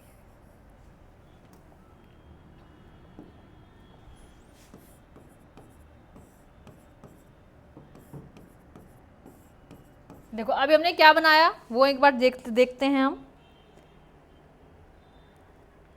देखो ये हमने बनाया क्या है, ये हमने एक प्लांट का फ्लावर बनाया है ये वाला। इस प्लांट के फ्लावर में फीमेल रिप्रोडक्टिव स्ट्रक्चर भी है, इसमें मेल रिप्रोडक्टिव स्ट्रक्चर भी है। तो यहाँ से क्या होंगे, पोलन ग्रेन्स, यहाँ पे जब ये एंथर रप्चर करेगा तो पोलन ग्रेन्स जो है यहाँ पे रिलीज आउट होंगे और ये कहाँ पहुँचेंगे, ये पहुँच जाएंगे स्टिग्मा के सरफेस पर। तो इसी सेम फ्लावर में सब हो रहा है, इसी को हम बोलते हैं ऑटोगैमी। तो it is a type of self pollination, ठीक है। उसके बाद देखो सेकंड टाइप, देखो जिटेनोगैमी की अगर हम बात करें, यहाँ पे ये एक फ्लावर है, सॉरी एक प्लांट है। एक प्लांट में हमें 2 फ्लावर्स दिख रहे हैं, एक फ्लावर ये है, एक फ्लावर ये है। तो यहाँ पे हम क्या देख रहे हैं कि एक फ्लावर का तो हमने यहाँ पे ले लिया फीमेल रिप्रोडक्टिव स्ट्रक्चर, और इस दूसरे वाले फ्लावर के जो एंथर हैं उसके जब पॉलन ग्रेन्स होंगे वो यहाँ पे शेड कर जाएंगे यहाँ पर। तो यहाँ पे जो क्या देख रहे हैं, हमें पॉलिनेशन देखने को मिल रही है। कहाँ, किसमें जो है एक फ्लावर का क्या है, स्टिग्मा का सरफेस है, सेकंड वाले फ्लावर का ऑफ द सेम प्लांट क्या है, पोलन ग्रेन्स है, वो शेड कर रहे हैं, वो आके यहाँ पे ट्रांसफर हो रहे हैं स्टिग्मा के सरफेस पे। सेम प्लांट में ही ये सब हो रहा है। ये मतलब दिखने में लग रहा है क्रॉस पॉलिनेशन जैसा, लेकिन एक्चुअल में ये क्या है, ये भी एक टाइप का सेल्फ पॉलिनेशन है। ये भी एक टाइप का है तो सेल्फ पॉलिनेशन ना, है तो सेम ही प्लांट है ना, सेम प्लांट है, यहाँ पे भी सेम प्लांट है, लेकिन यहाँ पे हमें दिखाई दे रहे हैं डिफरेंट फ्लावर्स। यहाँ पे सेम ही फ्लावर है तो सेल्फ पॉलिनेशन तो हो गई, ठीक है। अब देखो जीनोगैमी का मतलब क्या होता है। जीनोगैमी का मतलब ये होगा कि जैसे ये एक प्लांट का फ्लावर है, ये flower of one plant, and this is the flower of different plant. Different plant है लेकिन सेम स्पीसीज का है, डिफरेंट प्लांट है लेकिन सेम स्पीसीज का है।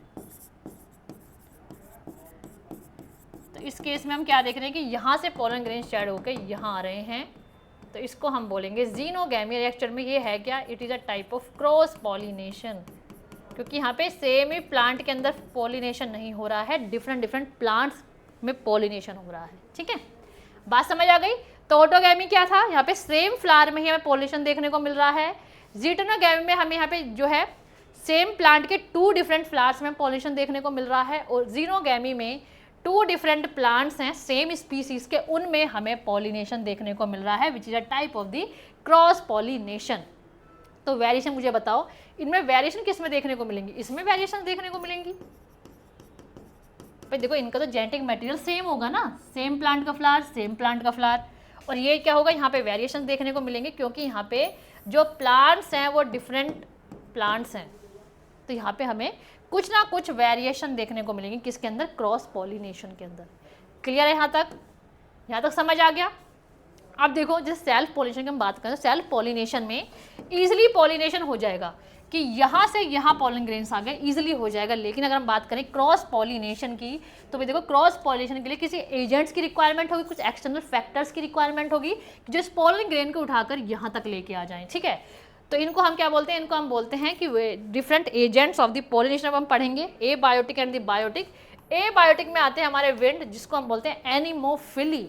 वाटर, अगर पॉलिनेशन वाटर से हो रहा है तो उसको हम बोलते हैं क्या, हाइड्रोफिली। टर्म्स पता होने चाहिए, टर्म्स भी इंपॉर्टेंट है यहाँ पे। बायोटिक की अगर हम बात करें तो यहाँ पे हम बात कर रहे हैं लिविंग एजेंट्स की, कौन से ऐसे लिविंग एजेंट्स होंगे जो यहाँ पे पॉलिनेशन करा रहे हैं, वो भी किस टाइप का पॉलिनेशन, क्रॉस पॉलिनेशन। तो यहाँ पे हम देख रहे हैं कि अगर पॉलिनेशन इंसेक्ट से हो रहा है जैसे कि बीज, बीटल्स, फ्लाइज, तो इसको हम बोलते हैं एंटेमोफिली। अगर बर्ड्स पॉलिनेशन करा रही है जैसे कि हमिंग बर्ड हो गया, सन बर्ड हो गया, तो इसको हम बोलते हैं ऑर्निथोफिली। रेप्टाइल्स की अगर हम बात करें जैसे गार्डन लिजर्ड, ये भी पॉलिनेशन करा सकते हैं। बैट्स को बोलते हैं काइरोटेरोफिली। स्नेल्स अगर करा रहे हैं मेलेकोफिली। एंड्स अगर करा रहे हैं तो मिरमेकोफिली। तो ये हमारे डिफरेंट एजेंट्स हैं पॉलिनेशन के। क्लियर है यहाँ तक? आ गया समझ? यहाँ तक समझ आ गया? क्लियर है यहाँ तक? अब तक जो हमने पढ़ा सब क्लियर है? चलो अब नेक्स्ट चलें। अब देखो नेक्स्ट है हमारा आउट ब्रीडिंग डिवाइसेस। देखो एक्चुअल में देखा है तो बहुत ही इजी चैप्टर है, इतना कुछ इसके अंदर जो है इतना कॉम्प्लेक्स कॉन्सेप्ट्स नहीं है। एक बार आप अच्छे से इसको सुन लो, फिर एक बार इसको अच्छे से जब रिवाइज करो, कुछ क्वेश्चन सॉल्व करना, इजीली चैप्टर जो है मतलब बिल्कुल टिप्स पे चैप्टर होने वाला है आपके, ठीक है। तो आउट ब्रीडिंग डिवाइस की अगर हम बात करें तो these are the adaptations in flowering plants that prevent the self pollination, promote the cross pollination to increase the genetic diversity. अब देखो यहाँ पे क्या होगा, अभी हमने बात की थी कि जो सेल्फ पॉलिनेशन है, सॉरी क्रॉस पॉलिनेशन से क्या होता है, वेरिएशंस डेवलप होते हैं। अगर वेरिएशन जो न्यू यहाँ पे प्लांट्स बनेंगे, अगर उनमें कुछ वेरिएशंस हमें देखने को मिलेंगे पेरेंट्स प्लांट से, तो इसका मतलब ये है कि जो ये वो जो प्लांट्स होंगे वो एक्सट्रीम एनवायरमेंटल कंडीशंस में इजीली सर्वाइव कर सकते हैं। मतलब जो चेंजेस हो रहे हैं एनवायरमेंट में उसको इजीली अडेप्ट कर सकते हैं। लेकिन अगर कोई ऐसे प्लांट हैं उनमें सेल्फ पॉलिनेशन से ही प्लांट बन रहे हैं ना, मतलब जो पेरेंट प्लांट है उनमें मतलब सेल्फ पॉलिनेशन हो रहा है, उससे नए प्लांट्स बन रहे हैं, तो उस केस में देखने को मिलेगा कि उनका जेनेटिक मैटेरियल में कोई चेंज देखने को नहीं मिलेगा, जिसकी वजह से वहाँ पे इनब्रीडिंग डिप्रेशन आ जाता है। कोई जेनेटिक मैटेरियल में चेंज नहीं आ रहा है, जिसकी वजह से ये होता है कि मतलब काफ़ी ज़्यादा मुश्किल हो जाता है उनके लिए सर्वाइव करना चेंजिंग एनवायरमेंटल कंडीशंस में, ठीक है। तो इसी को, इस टर्म को हम क्या बोलते हैं, इनब्रीडिंग डिप्रेशन बोलते हैं। तो आप देखो भाई प्लांट को क्या करना पड़ता है, प्लांट को अवॉइड करने के लिए सेल्फ पॉलिनेशन, कि वो सेल्फ पॉलिनेशन कम से कम करे, वो ना कुछ ऐसे अडेप्टेशंस करता है अपने अंदर। क्या क्या अडेप्टेशंस होते हैं, तो देखो ये ही इन अडेप्टेशंस को हम क्या बोलते हैं, इनको बोलते हैं outbreeding devices which prevent the self pollination and promote the cross pollination to increase the genetic diversity. कौन कौन से यहाँ पे, कुछ यहाँ पे अडेप्टेशन जैसे यूनिसेक्सुअलिटी। अगर देखो फ्लावर में सिर्फ एक ही पार्ट प्रेजेंट होगा, मेल या फीमेल, तो अभी बताओ उसमें सेल्फ पॉलिनेशन हो ही नहीं पाएगा, है ना। सेकंड है डाइकोगैमी, मतलब क्या है कि फीमेल, अगर कोई प्लांट है उसमें फीमेल रिप्रोडक्टिव स्ट्रक्चर भी प्रेजेंट है सेम फ्लावर में और मेल भी प्रेजेंट है, तो अगर दोनों अलग अलग टाइम पे मैच्योर होंगे तो इससे क्या होगा, इससे प्रिवेंट हो जाएगा सेल्फ पॉलिनेशन। तो अगर यहाँ पे जो मेल वाला पार्ट है, जो मेल रिप्रोडक्टिव स्ट्रक्चर है, अगर ये पहले मैच्योर हो रहा है तो इसको हम बोलते हैं प्रोटोएंड्री। प्रोटोएंड्री मतलब mail reproductive structure matures first, और अगर फीमेल रिप्रोडक्टिव स्ट्रक्चर गाइनोशियम जो है वो अगर पहले मैच्योर हो रहा है तो उसको हम बोलते हैं प्रोटोगाइनी। बात समझ आ गई? तो it is the case of dichogamy. इसमें हम क्या देख रहे हैं कि mail reproductive structure, female reproductive structure दोनों अलग अलग टाइम पे अगर वो क्या कर रहे हैं, मैच्योर हो रहे हैं, तो आप देखो सेल्फ पॉलिनेशन हो ही नहीं पाएगा, ठीक है। And next is self incompatibility. अब देखो यहाँ पे प्लांट के अंदर कोई ऐसा अगर मैकेनिज्म हो, एक ऐसा मतलब केमिकल अट्रैक्शन होता है between the pistil and the pollen, कि यहाँ पे क्या करेगा, अगर पिस्टिल जो आइडेंटिफाई कर लेगा कि भाई ये वाला जो पोलन है ये मेरा खुद का पोलन है, मेरे सेम प्लांट का पोलन है, तो इस केस में क्या कर देगा, जो पिस्टिल है, जो स्टिग्मा का सरफेस है, उस पोलन को जर्मिनेट ही नहीं होने देगा, है ना। तो यहाँ पे आ गई ना सेल्फ इनकम्पैटिबिलिटी, कि भाई खुद के पोलन ग्रेन को जो है वो इनकम्पैटिबल मान रहा है कि मैं इसको जो है यहाँ पे एक्सेप्ट ही नहीं करूँगा, इसको जर्मिनेट ही नहीं होने दूंगा, है ना।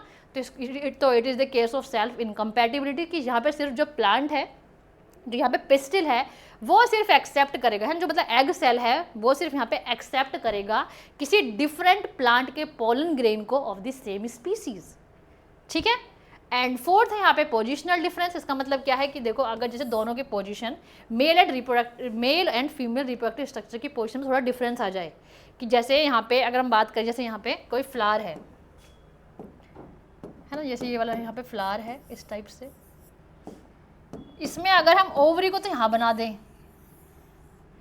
और अगर हम एंथर्स को यहाँ बना दें, तो अब आप ये बताओ यहाँ से यहाँ शेड होना कितना डिफ़िकल्ट है, पॉलन ग्रेन का यहाँ पे शेड होना इज टू डिफिकल्ट। तो इसकी वजह से पोजिशनल डिफरेंस की वजह से भी क्या होगा कि सेम फ्लावर की जो पॉलन ग्रेन्स है वो नहीं पहुँच पाएंगे स्टिग्मा के सरफेस पे। तो ये है positional difference which also prevents this self pollination. बात समझ आ गई? बात समझ आ गई मतलब what are the outbreeding devices and what are the different types of outbreeding devices. Clear है? Unisexuality, dichogamy, self incompatibility and the position difference. Got it? Next देखते हैं कैस्मोगैमी एंड द क्लिस्टोगैमी। देखो इसका मतलब क्या होता है। हम ये देखते हैं कि कुछ प्लांट्स के अंदर है ना, कुछ प्लांट्स के अंदर जो फ्लावर्स होते हैं वो ओपन होते हैं। अगर फ्लावर्स ओपन है तो वो मतलब इजीली उसके अंदर क्या हो जाएगा, इजीली उसके अंदर क्रॉस पॉलिनेशन हो सकता है। और अगर कोई यहाँ पे ऐसा प्लांट है कोई ऐसे फ्लावर्स हैं जो क्लोज्ड हैं, अगर वो क्लोज्ड होंगे तो उसके अंदर सेल्फ पॉलिनेशन नहीं होगा। तो इनको हम बोलते हैं क्या, क्लिस्टोगैमस एंड दी कैस्मोगैमस फ्लावर्स। मतलब क्या होता है, कैस्मोगैमी का मतलब क्या होता है, कैस्मोगैमी का मतलब होता है when flowers open to expose their reproductive parts. अगर उसके कोई फ्लावर अगर ओपन है, उसके रिप्रोडक्टिव पार्ट्स एक्सपोज हैं, तो वहाँ पे क्या होगा, वो ईजिली जो है वहाँ पे क्रॉस पोलिनेशन हो सकता है। सेकंड केस है क्लिस्टोगैमी। क्या होता है, व्हेन फ्लावर्स आर क्लोज्ड, है ना, अगर फ्लावर कोई क्लोज है तो उसके रिप्रोडक्टिव पार्ट जो एक्सपोज तो नहीं है, वो तो अंदर ही क्लोज हो जाएंगे फ्लावर के। तो वहाँ पे क्या होगा कि वहाँ पे तो सेल्फ पॉलिनेशन ही होगा। तो इस कंडीशन को हम बोलते हैं क्या, क्लिस्टोगैमी, जहाँ पे पॉलिनेटर्स की कोई रिक्वायरमेंट नहीं है। तो यहाँ पे हम आप ना एक इम्पोर्टेंट प्लांट्स के नेम पढ़ते हो, वायला, कॉमेलिना एंड दी ऑक्जेलिस। इन तीनों में हम देखते हैं कि इनमें दोनों टाइप के फ्लावर्स मिलते हैं। कैस्मोगैमस मतलब ओपन फ्लावर्स भी मिलते हैं एंड क्लिस्टोगैमस मतलब क्लोज्ड फ्लावर्स भी मिलते हैं। देखो तो यहाँ पे हम क्या देखेंगे कि अगर पॉलिनेटर नहीं है इन प्लांट्स के, अगर यहाँ पे आसपास पॉलिनेटर जो अवेलेबल नहीं है, जो पॉलन ग्रेन्स को किसी दूसरे प्लांट के स्टिग्मा के सरफेस पे लेके जाए या फिर यहीं इसी में ही, है ना, मतलब पॉलिनेटर अगर जो है यहाँ पे प्रेजेंट नहीं है, तो उस केस में क्या करेगा, यहाँ पे जो फ्लावर्स है वो क्या हो जाएंगे, वो क्लोज हो जाएंगे और वो खुद से ही यहाँ पे सेल्फ पॉलिनेशन हो जाएगा उनके अंदर। ठीक है, तो यहाँ पे हम देखो यहाँ पे देखने को मिल रहा है कॉमेलिना में with cleistogamous and the chasmogamous flowers. तो ये कॉमेलिना का प्लांट है। तो यहाँ पे हम क्या देख रहे हैं, देखो ये कैस्मोगैमस फ्लावर्स हैं ओपन, इस टाइप से ओपन दिख रहे हैं, और कुछ फ्लावर्स ऐसे हमें क्लोज भी दिख रहे हैं ऐसे। तो इनमें क्या होगा, सेल्फ पॉलिनेशन हो जाएगा, इनमें क्या हो जाएगा, क्रॉस पॉलिनेशन हो जाएगा। Clear? And next, what are the contrivances of the self pollination. Contrivances का मतलब यहाँ पे क्या है कि what are the adaptations in the plant, कि जिसकी वजह से क्या कर रहा है कि प्लांट क्या कर रहा है कि मेक श्योर कर रहा है कि उसके अंदर सेल्फ पॉलिनेशन ही हो, कि प्लांट जो है वह क्या ऐसे एडेप्टेशंस को मेनली अडेप्ट कर रहा है कि उसके अंदर सिर्फ सेल्फ पॉलिनेशन हो, वो देखते हैं। तो कॉन्ट्रीवेंसेस यहाँ पे क्या क्या हैं, होमोगैमी, जहाँ पे हम क्या देख रहे हैं, होमोगैमी का मतलब क्या है कि ऐसी कंडीशन जहाँ फ्लावर के अंदर मेल रिप्रोडक्टिव स्ट्रक्चर और फीमेल रिप्रोडक्टिव स्ट्रक्चर अगर दोनों एक साथ मैच्योर हो रहे हैं, तो उससे क्या होगा, इससे मेन बात है कि उससे सेल्फ पॉलिनेशन ही होगा, है ना, सेल्फ पॉलिनेशन ही होगा। बाइसेक्सुअलिटी, अगर फ्लावर के अंदर दोनों पार्ट्स हैं, male and female reproductive structure दोनों प्रेजेंट हैं, तो उस केस में हम क्या देखेंगे, सेल्फ पॉलिनेशन तो होगा ही होगा। मूवमेंट ऑफ फ्लोरल पार्ट्स, तो हम यहाँ पे क्या देखते हैं कभी कभी in some flowers with epipetalous stamen. Epipetalous stamen का मतलब क्या होता है कि यहाँ पे पेटल्स जो है वो किससे अटैच है, स्टेमन से अटैच हैं। तो पेटल्स में move to make the anthers contact to the stigma. तो अगर यहाँ पे कोई कोई जो यहाँ पे एंथर है, कोई जो स्टेमन्स हैं, अगर वो पेटल से अटैच है, तो अगर पेटल्स यहाँ पे मूव करेंगे तो हम यहाँ पे क्या देखेंगे कि ईजिली जो है वो एंथर जो है, मतलब जो पॉलन ग्रेन्स वहाँ पे शेड होंगे, वो ईजिली स्टिग्मा के सरफेस पे पहुँच जाएंगे ऑटोमेटिकली टाइप्स, है ना। तो यहाँ पे इसको हम क्या देख रहे हैं कि यहाँ पे भी सेल्फ पॉलिनेशन होगा। एंड नेक्स्ट है क्लिस्टोगैमी, अगर फ्लावर क्लोज्ड है तो भाई सेल्फ पॉलिनेशन ही तो होगा वहाँ पे भी। ठीक है, अब हम देखेंगे कि what are the adaptations in the plant to make sure that they mainly, कि वहाँ पे क्या हो, कि वहाँ पे जो है मेनली क्या हो, क्रॉस पॉलिनेशन हो, है ना। तो what are the contrivances of the cross pollination, तो हम यहाँ पे क्या देख रहे हैं, dichogamy, self incompatibility, herkogamy and the heterostyly. Dichogamy अभी हमने देखा था कि अगर फ्लावर के अंदर मेल रिप्रोडक्टिव पार्ट और फीमेल रिप्रोडक्टिव पार्ट दोनों अलग अलग टाइम पे मैच्योर हो रहे हैं, तो उस केस में हम क्या देखते हैं, it is a condition of dichogamy. Self incompatibility, भाई पॉलन ग्रेन यहाँ पे पिस्टिल जो है अगर एक्सेप्ट ही नहीं करेगा सेल्फ पॉलेंस को, तो वहाँ पे क्या होगा, सेल्फ पॉलिनेशन हो ही नहीं पाएगा। ठीक है, उसके बाद हेरकोगैमी, हम यहाँ पे क्या देखें कि एंड्रोशियम और गायनोशियम कुछ से बैरियर्स बन जाते हैं, जिसकी वजह से क्या होगा, सेल्फ पॉलिनेशन नहीं हो पाएगा। ठीक है, और हेटेरोस्टाइली क्या देखेंगे हम कि जो स्टाइल किसका पार्ट होता है? स्टाइल पार्ट होता है किसका? Anther and the style. तो ये जो stigma stigma style and the ovary, तो जो स्टाइल वाला पार्ट है किसका? फीमेल रिप्रोडक्टिव स्ट्रक्चर का स्टाइल वाला पार्ट है। कहीं में अगर वो बहुत ज़्यादा लॉन्ग है, किसी में वो बहुत ज़्यादा शॉर्ट है, तो उस केस में भी क्या हो सकता है कि अवॉइड हो सकती है क्या? Self pollination. बात समझ आ गई कि what are the contrivances of the cross pollination? Dichogamy, self incompatibility, herkogamy and the heterostyly. Clear? Next देखते हैं पॉलन पिस्टल इंटरेक्शन। तो पॉलन पिस्टल इंटरेक्शन का मतलब क्या होता है? देखो अभी हम समझते हैं। All the events from the pollen deposition on the stigma until pollen tubes enter the ovule are together referred as pollen pistil interaction। देखो इसलिए मैं एक डायग्राम बनाती हूँ।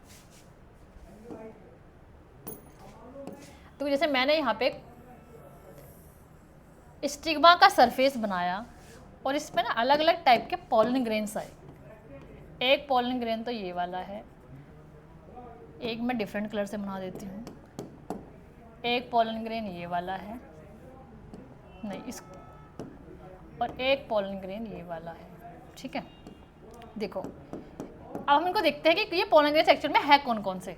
जिसमें ये वाला पॉलन ग्रेन है, तो ये जो है पॉलन ग्रेन जो है सेम प्लांट का है, ऑफ सेम फ्लावर, ये सेम फ्लावर का पॉलन ग्रेन है। ठीक है, ये वाला जो पॉलन ग्रेन है ये डिफरेंट प्लांट का पॉलन ग्रेन है, pollen grain of different plant लेकिन सेम स्पीसीज है ना, सेम स्पीसीज। और उसके बाद ये क्या है? ये ऐसा पॉलन ग्रेन है किसी डिफरेंट स्पीसीज का, किसी डिफरेंट स्पीसीज का पॉलन ग्रेन है ना, किसी डिफरेंट स्पीसीज का पॉलन ग्रेन है। ठीक है, तो हम यहाँ पे क्या देखते हैं? केमिकल अट्रैक्शन होता है between the pistil and the, हमें यहाँ पे केमिकल अट्रैक्शन देखने को मिलता है between the pistil and pollen grain. हम यहाँ पे क्या देखेंगे कि यहाँ पे केमिकल अट्रैक्शन होने की वजह से पिस्टिल मेनली आइडेंटिफाई करेगा कि भाई मुझे किस पॉलन को यहाँ पे जर्मिनेट कराना है। अगर पॉलन जो है सेल्फ सेमी फ्लावर का है तो भाई पिस्टिल यहाँ पे इसको, पिस्टिल का जो सरफेस है इसको क्यों जर्मिनेट कराएगा? नहीं कराएगा, क्योंकि सेल्फ पॉलन है तो मतलब सेल्फ पॉलिनेशन होगा तो वेरिएशन तो यहाँ पे कुछ होगा ही नहीं, इनब्रीडिंग डिप्रेशन हो जाएगा है ना, इनब्रीडिंग डिप्रेशन हो जाएगा बिना मतलब में। ठीक है, इनब्रीडिंग डिप्रेशन। उसके बाद सेकंड केस देखते हैं, पॉलन ग्रेन अगर डिफरेंट प्लांट का है लेकिन सेम स्पीसीज का, तो भाई ये तो पिस्टिल को लग रहा है कि भाई ये वाला पॉलन तो ठीक है, क्रॉस पॉलिनेशन भी होगी और वेरिएशंस भी देखने को मिल जाएंगे, तो पिस्टिल को लगेगा कि भाई ये वाला पॉलन तो यहाँ पे ठीक है। थर्ड वाला पॉलन की अगर हम बात करें, पॉलन का कोई डिफरेंट स्पीसीज का है तो भाई उसको वो क्यों जर्मिनेट कराएगा? उसको भी नहीं जर्मिनेट कराएगा यहाँ पे पिस्टिल का सरफेस। तो यहाँ पे हम क्या देखेंगे कि जो कंपैटिबल पॉलन कौन सा हुआ? Pollen grain of different plant of same species, तो ये यहाँ पे कंपैटिबल पॉलन हुआ। ठीक है, जिसकी वजह से हमें यहाँ पे देखने को मिलेगी क्या? पॉलन ट्यूब का यहाँ पे फॉर्मेशन होगा। ये बनाती हूँ फीमेल गैमीट है ना, यहाँ पे पॉलन ट्यूब का फॉर्मेशन होगा, इस टाइप से एक पॉलन ट्यूब बनेगी। और जो यहाँ पे इस पॉलन ग्रेन से जो मेल गैमीट्स बने हैं जनरेटिव सेल से, जैसे यहाँ पे 2 मेल गैमीट्स हैं, 1 ईरा, तो ये जो मेल गैमीट्स यहाँ पे बने हैं ये जाके यहाँ पे एक मेल गैमीट यहाँ फ्यूज कर जाएगा। तो एक्चुअली में ये है क्या? ये पॉलन पिस्टिल इंटरेक्शन। अभी हमने पूरा देखा कि किस टाइप से जो पिस्टिल है और पॉलन में इंटरेक्शन हो रहा है कि भाई पिस्टिल को मेनली आइडेंटिफाई करने की कोशिश कर रहा है कि कुछ केमिकल्स के थ्रू कि भाई मुझे कौन से पॉलन को जर्मिनेट कराना है। तो यहाँ पे उसने जो है किसको एक्सेप्ट किया है? उस पॉलन को जो डिफरेंट प्लांट का है, सेम स्पीसीज का है लेकिन। ठीक है, तो it is called the pollen pistil interaction. इसमें जितने भी इवेंट्स आ रहे हैं इसको हम बोलते हैं पॉलन पिस्टिल इंटरेक्शन। बात समझ आ गई? देखो तो इसमें यही लिखा हुआ है, all the events from the pollen deposition on the stigma until pollen tubes enter the ovule are together as pollen pistil interaction. तो अभी हमने ये देखा था कि पॉलन जो है does not guarantee the transfer of the right type of pollen. Compatible pollen on the stigma often pollens of the wrong type either from other species और फ्रॉम द सेम प्लांट है ना, also land on the stigma. Compatible pollens are identified by the stigma through a process known as pollen pistil interaction. Clear है? यहाँ तक clear हो गया? सबको समझ आ गया? नेक्स्ट चलें, what is the artificial hybridisation, है ना, समझ आ गया। अब देखो आर्टिफिशियल हाइब्रिडेशन का मतलब क्या होता है, अगर हमें किसी दो प्लांट्स हैं, दो प्लांट्स की कैरेक्टरिस्टिक को मिक्स करके कोई हमें एक प्लांट बनाना है, तो इसी वो हम किस प्रोसेस के थ्रू बना सकते हैं, उसको हम बोलते हैं आर्टिफिशियल हाइब्रिडाइजेशन। तो it is a plant breeding technique that involves crossing two different plants to create offsprings with desirable traits, है ना। तो ये हमने क्या देखा कि प्लांट ब्रीडिंग टेक्निक है जिसमें हम देख रहे हैं कि क्रॉस करा रहे हैं टू डिफरेंट प्लांट्स को क्रिएट करने के लिए ऑफ स्प्रिंग्स को विद डिजायरेबल ट्रेट्स। देखो जैसे कोई प्लांट है, एक प्लांट के अंदर जो ईल्ड बहुत अच्छी है, ग्रोथ बहुत अच्छी हो रही है उसके अंदर, ठीक है, और एक प्लांट जो है, मतलब हम ये कहते हैं कि एक प्लांट का जो रूट सिस्टम वो बहुत अच्छा है जिसकी वजह से उसमें अच्छी ग्रोथ होती है। सेकंड वाला प्लांट जो है उसमें ग्रोथ इतनी अच्छी नहीं हो पा रही, लेकिन वो डिजीज रेजिस्टेंट प्लांट है, ठीक है। तो साइंटिस्ट ने यहाँ पे क्या किया, इन दोनों प्लांट के कैरेक्टरिस्टिक को मिक्स किया, जिसका रूटिंग सिस्टम अच्छा है प्रॉपर, और जिसमें जो है मतलब अच्छी ग्रोथ हो रही है, ईल्ड अच्छी है, और सेकंड प्लांट जो डिजीज रेजिस्टेंट है। तो दोनों के कैरेक्टर्स को मिक्स करके एक प्लांट बना दिया जिसमें ग्रोथ भी अच्छी है, ईल्ड उसकी अच्छी है, और यहाँ पे हम क्या देख रहे हैं कि वो डिजीज रेजिस्टेंट भी है, मतलब डिजीज जो है, मतलब जो पैथोजेंस है उसको इजीली अटैक नहीं कर पाते हैं, ठीक है। तो ये किसके कौन सी टेक्निक की वजह से पॉसिबल हो पाया है, तो it is called the artificial hybridisation. Clear है। तो देखो इसमें क्या किया यहाँ पे, अब देखो आर्टिफिशियल हाइब्रिडाइजेशन में हम क्या करेंगे, जैसे हमने कोई प्लांट लिया है, सेम वही हम प्लांट बनाते हैं अपने वाला जो अभी हम बनाते आ रहे हैं इतने टाइम से, इस टाइप से। ये हमने एक फ्लावर लिया है, फ्लावर में हमने ये दोनों स्ट्रक्चर्स बनाए हैं, female reproductive structure and the male reproductive structure. सबसे पहले हम क्या करेंगे, इस फ्लावर के जो ये यहाँ पे मेल रिप्रोडक्टिव स्ट्रक्चर है इसको हटा देंगे, ठीक है। इसको हटा दिया तो इसको हम बोलते हैं इमैस्कुलेशन। तो यहाँ पे इस फ्लावर से हमने मेल रिप्रोडक्टिव स्ट्रक्चर्स को हटा दिया है, ठीक है। और अब हम यहाँ पे क्या कर दी है, बैगिंग कर दी है, मतलब जो फीमेल वाला पार्ट है, जो फीमेल का स्टिग्मा सरफेस है, उसको यहाँ पे हमने कवर कर दिया है। And this process is called the bagging, क्योंकि सिर्फ हमें अपने डिज़ायर्ड पोलन को यहाँ पे स्टिग्मा पे लाके लैंड करवाना है, सिर्फ अपने डिज़ायर्ड पोलन को, तो इस this process is called bagging, ठीक है। उसके बाद जो डिज़ायर्ड पोलन है, जिस प्लांट का पोलन हमें चाहिए, जिस प्लांट की कैरेक्टरिस्टिक हमें इस प्लांट के अंदर लेके आनी है, उस पोलन ग्रेन को हम क्या करेंगे, इसके ऊपर शेड कर देंगे, है ना। तो इसको हम हटाएंगे यहाँ से, इसको हम यहाँ से हटाएंगे,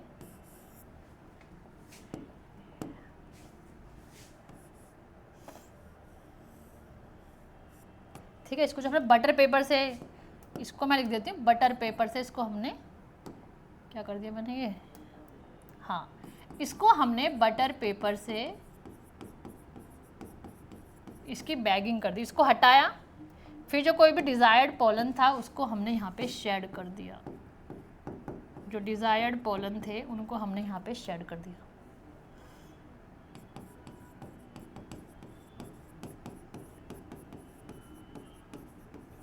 और फिर दोबारा से हम रीबैगिंग कर देंगे, है ना। फिर दोबारा से हमने इसकी रीबैगिंग कर दी, रीबैगिंग,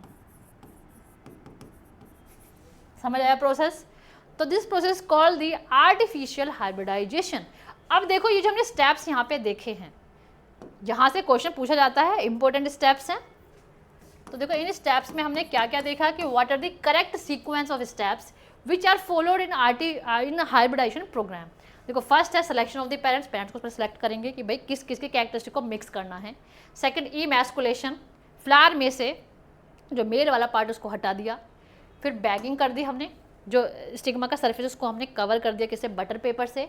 collection of pollen from the male parent, जो डिज़ायर्ड हमें पोलन जो हमें स्टिग्मा के सरफेस पे लैंड कराना है, उसको शेड कराना है, मतलब मेनली वहाँ पर, तो उसको हमने क्या किया, वहाँ पे कलेक्ट कर लिया।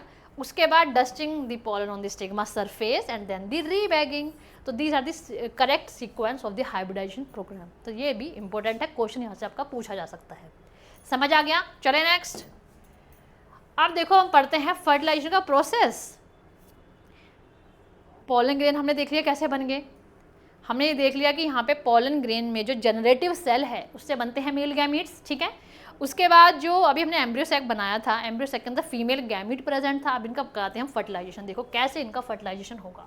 सबसे पहले बनाती हूँ स्ट्रक्चर, एक एम्ब्रियो सैक बनाती हूँ। इस टाइप से एक एम्ब्रियो सैक बनाते हैं।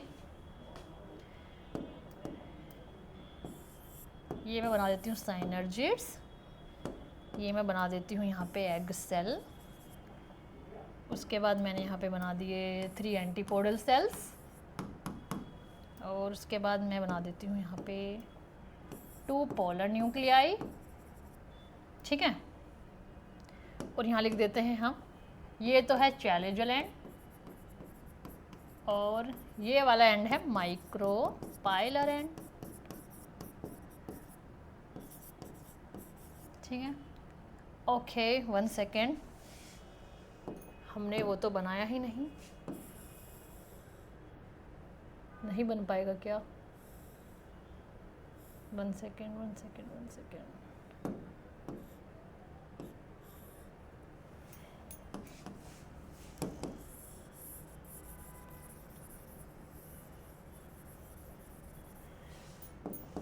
हम इसमें पोलन ग्रेन को लैंड कहाँ कराएंगे? वो स्ट्रक्चर तो हमने बनाया ही नहीं है भाई।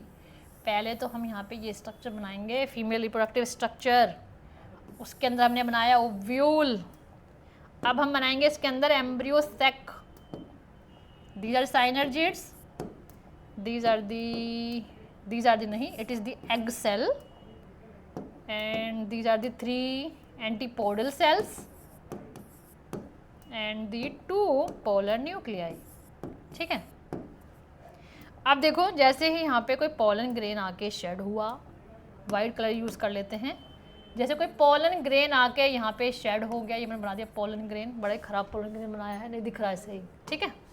जैसे यहाँ पे कोई पोलन ग्रेन आके शेड हुआ, तो यहाँ पे क्या हुआ, वो हमने अभी पढ़ाई था कि 60% एंजियोस्पर्म्स में 2 सेल स्टेज में पोलन ग्रेन शेड होता है, और आगे 2 मेल गैमेट्स यहाँ पे आने के बाद बनेंगे। एंड 40% एंजियोस्पर्म्स में 3 cell stage pollen grain shed होता है, मतलब मेल गैमेट्स के अंदर पहले से ही होते हैं, ठीक है। तो यहाँ पे अब क्या होगा, शेड होने के बाद जो पोलन ग्रेन है, जो कंपैटिबल पोलन ग्रेन है, जो है डिफरेंट प्लांट का है लेकिन सेम स्पीसीज़ का है, तो यहाँ पे उसको पिस्टिल जो उसको एक्सेप्ट कर लेगा भाई। उसके बाद यहाँ पे क्या होगा, पोलन ट्यूब का फॉर्मेशन होगा। इस टाइप से पोलन ट्यूब का फॉर्मेशन होगा। ये पोलन ट्यूब कैसे इधर पहुँच पा रही है इसके फीमेल गैमेट के पास, क्योंकि जो साइनर्जिड्स होते हैं इनके पास होते हैं फिलीफॉर्म एपरेटस। इस टाइप से बना देती हूँ ऐसे, इनके पास होते हैं जो साइनर्जिड्स होते हैं, इनके पास होते हैं फिलीफॉर्म एपरेटस,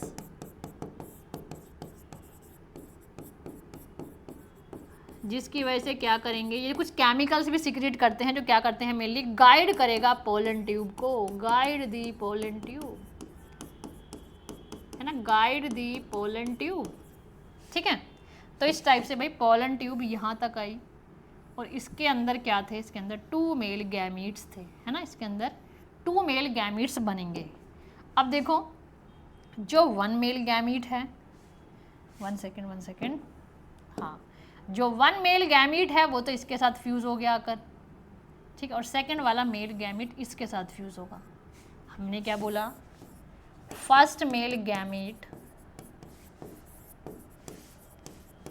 फ्यूज़ कर गया है एग सेल के साथ, और इसने बना दिया है zygote, which is a diploid structure, and this process called the syngamy, है ना, this process called the syngamy, ठीक है। और जो सेकेंड वाला मेल गैमीट है, ये वाला मेल गैमीट फ्यूज़ कर गया है, सेकेंड मेल गैमीट फ्यूज़ कर गया है किसके साथ, 2 पोलर न्यूक्लियाई के साथ, और इसने बना दिया है एक ट्रिप्लॉयड स्ट्रक्चर, इसने बना दिया है एक triploid structure which is called the primary endosperm nucleus, primary endosperm nucleus. और इस प्रोसेस को हम बोलेंगे क्या, इस प्रोसेस को हम बोलते हैं, इसको तो सिंगैमी बोला, इसको हम बोलते हैं ट्रिपल फ्यूजन, ट्रिपल फ्यूजन, क्योंकि हमने यहाँ पे देखा है 1 तो यहाँ पे मेल गैमीट है और 2 यहाँ पे पोलर न्यूक्लियाई हैं, तो n + n और n, तो यहाँ पे 3 जो यहाँ पे हमें दिख रहा है ना कि एक तो मेल गैमेट हो गया, 2 पोलर न्यूक्लियर हो गया, जो अपने फ्यूज कर जाएंगे, ट्रिप्लोइड स्ट्रक्चर बना लिया है, जिसको बोलते हैं प्राइमरी एंडोस्पर्म न्यूक्लियस। तो डबल फर्टिलाइजेशन का मतलब क्या है कि इसमें हमने देखा सिंगैमी एंड ट्रिपल फ्यूजन, इसीलिए यहाँ पे हम इसको बोलते हैं क्या, इसको हम बोलते हैं डबल फर्टिलाइजेशन, क्योंकि जो यहाँ पे फर्टिलाइजेशन का प्रोसेस जो है वो यहाँ पे 2 बार हो रहा है। फर्स्ट मेल गैमेट फ्यूज कर रहा है एग सेल के साथ और सेकंड मेल गैमेट फ्यूज कर रहा है 2 पोलर न्यूक्लियर के साथ, ठीक है। तो इसको ही हम बोलते हैं क्या, डबल फर्टिलाइजेशन। समझ आ गया? क्लियर है यहाँ तक? क्लियर? अब देखो post fertilisation structure and events क्या होते हैं। देखो अब हम क्या देखेंगे, जब यहाँ पे फर्टिलाइजेशन का प्रोसेस हो गया उसके बाद क्या क्या हमें चेंज देखने को मिलेंगे फ्लावर के स्ट्रक्चर में। तो भाई देखो जो यहाँ पे पार्ट फ्लावर के रिप्रोडक्शन में उनका कोई काम ही नहीं है तो वो तो शेड ऑफ हो जाएंगे, और सिर्फ यहाँ पे जिनका काम यहाँ पे है कि मतलब जैसे ओवरी से बन जाएगा फ्रूट, ओव्यूल से बन जाएगा सीड, जाइगोट से बन जाएगा एम्ब्रियो, तो इस टाइप से सिर्फ यही स्ट्रक्चर बचेंगे, और उसके अलावा जो सारे पार्ट्स हैं वो सब क्या हो जाएंगे, विदर्स अवे हो जाएंगे ना, रिमूव हो जाएंगे, ठीक है। तो देखो यहाँ पे लिखा हुआ कि double fertilisation events endosperm and embryo development, maturation of ovules into seeds and ovary into fruit, इसको हम बोलते हैं पोस्ट फर्टिलाइजेशन इवेंट। देखो ये क्या है एक्चुअल में, जो प्राइमरी एंडोस्पर्म न्यूक्लियस है ये एक्चुअल में है क्या, ये एंडोस्पर्म ही तो बनाएगा, ये एंडोस्पर्म ही तो है, which provide nourishment to the developing embryo, ठीक है। उसके बाद देखो हाँ ये रहा दो calyx, corolla, androecium, style, stigma, ये सब विदर अवे हो जाएंगे। ओवरी से बन जाएगा फ्रूट, ओवरी की वॉल जो उसको हम बोलते हैं पेरिकार्प, ओव्यूल से बन जाते हैं सीड, इंटेग्यूमेंट जो आउटर इंटेग्यूमेंट और इनर इंटेग्यूमेंट थे वो अब बन जाएंगे सीड के कोट, क्योंकि जब ओव्यूल के बाहर 2 इंटेग्यूमेंट्स थे, आउटर इंटेग्यूमेंट और इनर इंटेग्यूमेंट, ठीक है। ओव्यूल से जब सीड बन जाएगा तो जो बाहर वाली कवरिंग है उनसे सीड कोट बन जाएगी, तो आउटर वाली जो इंटेग्यूमेंट है उससे उसको हम बोल देंगे उसकी आउटर वाली सीड कोट टेस्टा, और जो अंदर वाला इंटेग्यूमेंट है उससे बन जाएगा क्या, टेगमेन। माइक्रोपाइल तो ऐसे ही रहेगा, ओव्यूल का पार्ट है। Funicle stalk of the seed, nucellus cell persistent रहता है वो यहाँ पे पेरिस्पर्म में कन्वर्ट हो गया है। एग सेल से बन गया है जाइगोट, और साइनर डिसइंटीग्रेट एंड डिसअपियर। तो बस मेन बात आपको ये याद रखनी है कि ओवरी से बनता है फ्रूट, ओवरी वॉल जो है उसको हम बोल रहे हैं, फ्रूट की वॉल को हम आगे पढ़ेंगे पेरिकार्प बोलते हैं, ठीक है। उसके अलावा यहाँ पे हम बात कर लें जो एग सेल है उससे जाइगोट बन गया, जाइगोट से आगे फर्दर एम्ब्रियो बन जाएगा।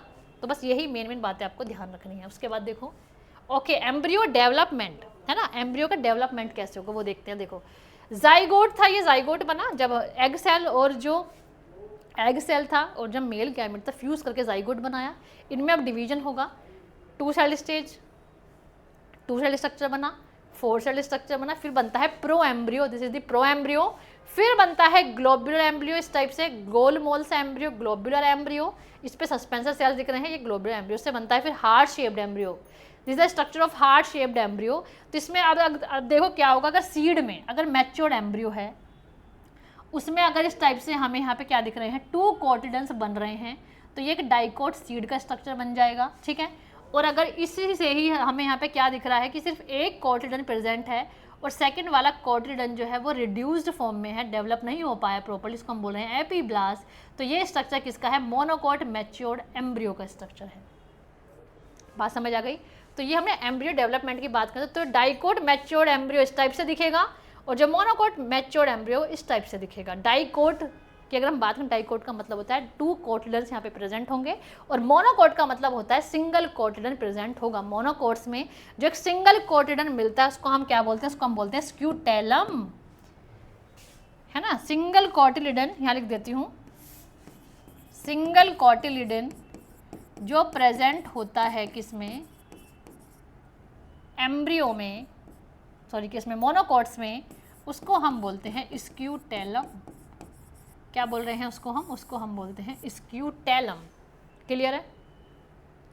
क्लियर है भाई?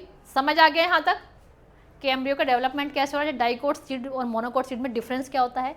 डाइकोट सीड में हम क्या देखते हैं कि इसके पास 2 कोटिलिडन्स प्रेजेंट होते हैं, मोनोकोट सीड्स में सिर्फ सिंगल कोटिलिडन प्रेजेंट होता है, जैसे कि मेज हो गया, वीट हो गया, ग्राम हो गया, है ना, सॉरी मेज, वीट, राइस, ये सब हो गए। उसके बाद अगर हम बात करें किसी डाइकोट सीड की, डाइकोट सीड में जैसे आपका पी हो गया, ग्राम हो गया, बीन्स हो गए, ठीक है। क्लियर है? अब देखो सीड क्या है, सीड है क्या भाई, सीड जो है एक फर्टिलाइज्ड ओव्यूल है ना। सीड क्या है? एक फर्टिलाइज्ड ओव्यूल है। हमने देखा ना कि ओव्यूल से ही तो क्या बना है, सीड ही तो बनता है ओव्यूल से। और सीड के अंदर कौन कौन से स्ट्रक्चर प्रेजेंट होते हैं? तो सीड में प्रेजेंट होगी बाहर वाली कवरिंग, उसकी सीड कोट, उसमें प्रेजेंट होते हैं कॉटिलिडन्स, और उसमें प्रेजेंट होता है एम्ब्रियो। क्या प्रेजेंट होगा उसके अंदर? एम्ब्रियो प्रेजेंट होगा, है ना। और जो एम्ब्रियो में क्या देखते हैं कि जो रेडिकल वाला पार्ट होता है ना, जो रेडिकल वाला पार्ट होता है, 1 सेकेंड, प्लीम्यूल वाला जो पार्ट होगा उससे बनती हैं शूट्स, और जो रेडिकल वाला पार्ट होता है उससे बनती हैं रूट्स, है ना, उससे बनती हैं रूट्स। कोटिलिडन्स, अगर 2 कोटिलिडन प्रेजेंट है, डाइकोट सीड है, सिंगल कोटिलिडन प्रेजेंट है, मोनोकोट सीड है। इसका काम क्या होता है कोटिलिडन का?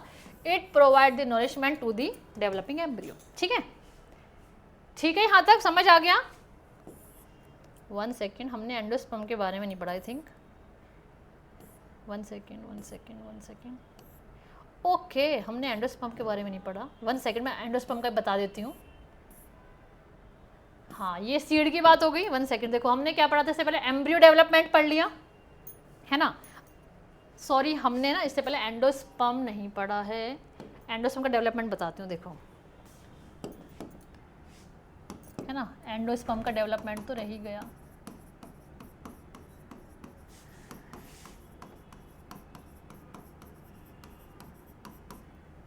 देखो, जैसे ये कोई सेल था हमारा, इसमें सिर्फ मैं एंडोस्पर्म वाला पार्ट दिखा रही हूँ, तो दिस इज द एंडोस्पर्म। ठीक है, अब इसमें क्या होंगी? बहुत सारी डिवीजन होंगी, है ना। ये जो न्यूक्लियस है इसके अंदर फ्री न्यूक्लियर डिवीजन होगा, इसके अंदर होगा फ्री न्यूक्लियर डिवीजन, इस टाइप से। उसके बाद यहाँ पे हम देखेंगे कि कुछ न्यूक्लियस के ऊपर की तरफ सेल वॉल जो है ना, between the some nucleus cell wall develops. तो हम यहाँ पे क्या देखेंगे कि कुछ यहाँ पे सेल्स का फॉर्मेशन हो जाएगा। 1 सेकेंड, यहाँ इसको बना देती हूँ मैं ऐसे। कुछ में सेल वॉल डेवलप हो जाएगी, जैसे यहाँ पे ये सेल बन गए हैं इस टाइप से, ना, कुछ ये सेल बन गए हैं, और कुछ ये फ्री न्यूक्लियर एंडोस्पर्म है। ठीक है,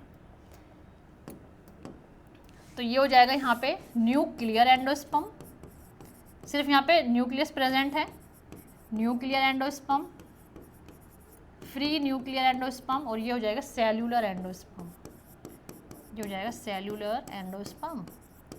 तो देखो, जो कोकोनट वाटर होता है, तो जो कोकोनट वाटर है वो क्या है एक्चुअल में? फ्री न्यूक्लियर एंडोस्पर्म है कोकोनट वाटर। और जो उसकी वाइट कैंडल होती है ना, कोकोनट में जो वाइट कैंडल होती है, जब आप कभी गोवा गए हो तो वहाँ पे कहते हैं ना कि इसकी कोकोनट की मलाई भी निकाल के दें, तो वो जो मलाई की जो वाइट कर्नल है वो एक्चुअल में क्या है? वो यहाँ पे सेलुलर एंडोस्पर्म है। वाइट कर्नल जो है वो यहाँ पे क्या है? वाइट कर्नल ऑफ कोकोनट, ये क्या है यहाँ पे? सेलुलर एंडोस्पर्म है। ठीक है, तो this is the endosperm development. Endosperm का डेवलपमेंट हमेशा पहले होता है किससे? एम्ब्रियो के डेवलपमेंट से। तो हम लिख सकते हैं एंडोस्पर्म डेवलपमेंट प्रेसीड्स,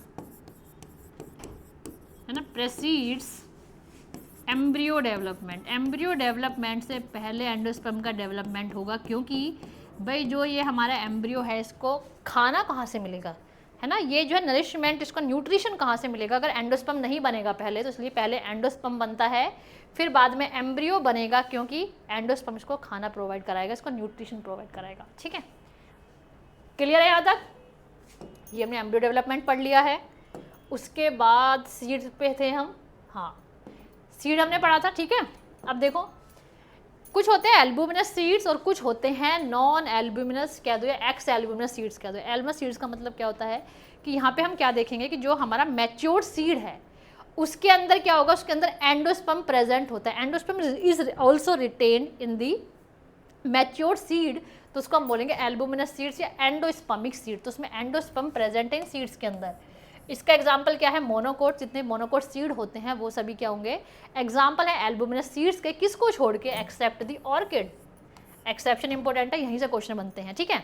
सेकंड है एक्स एल्बुमिनस और या फिर नॉन एंडोस्पर्मिक सीड। देखो नाम से समझ में आ गया होगा कि ऐसे सीड्स जिसमें एंडोस्पर्म प्रेजेंट नहीं है, endosperm is not retained in the matured seed, तो उसका मतलब क्या हुआ कि ये किस टाइप का सीड है, ये नॉन एंडोस्पर्म सीड है, ठीक है।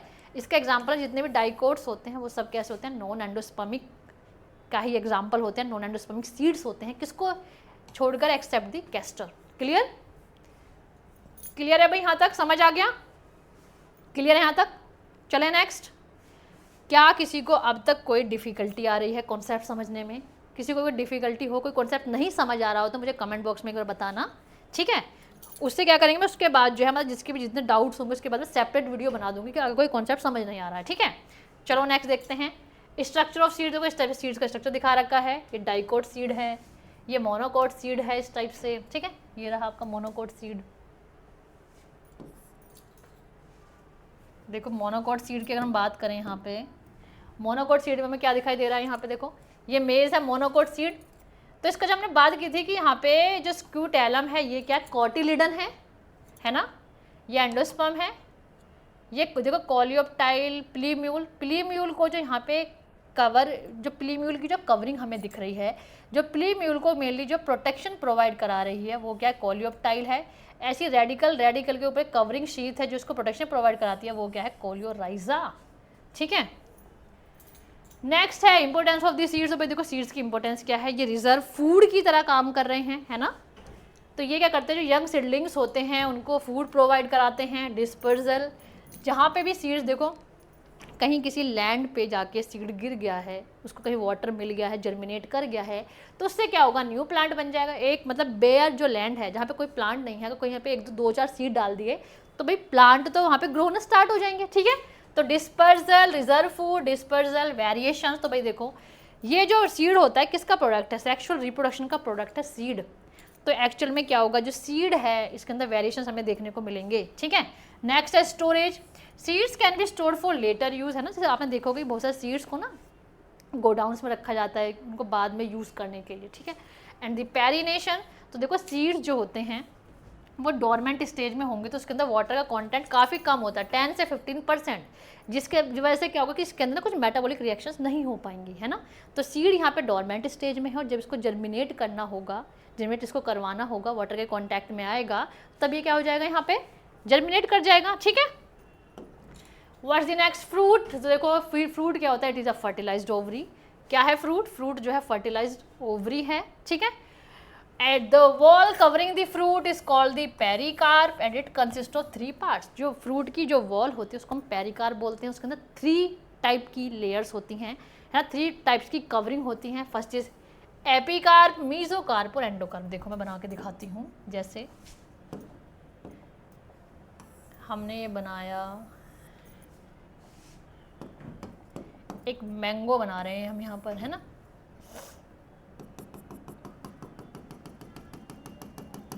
इसकी मैं ये मैंगो की कवरिंग बनाती हूँ ग्रीन, है ना, कवरिंग बनाते हैं इसके ग्रीन कलर से, ठीक है। और अब मैं इसको येलो से दिखाती हूँ इसकी अंदर वाली लेयर।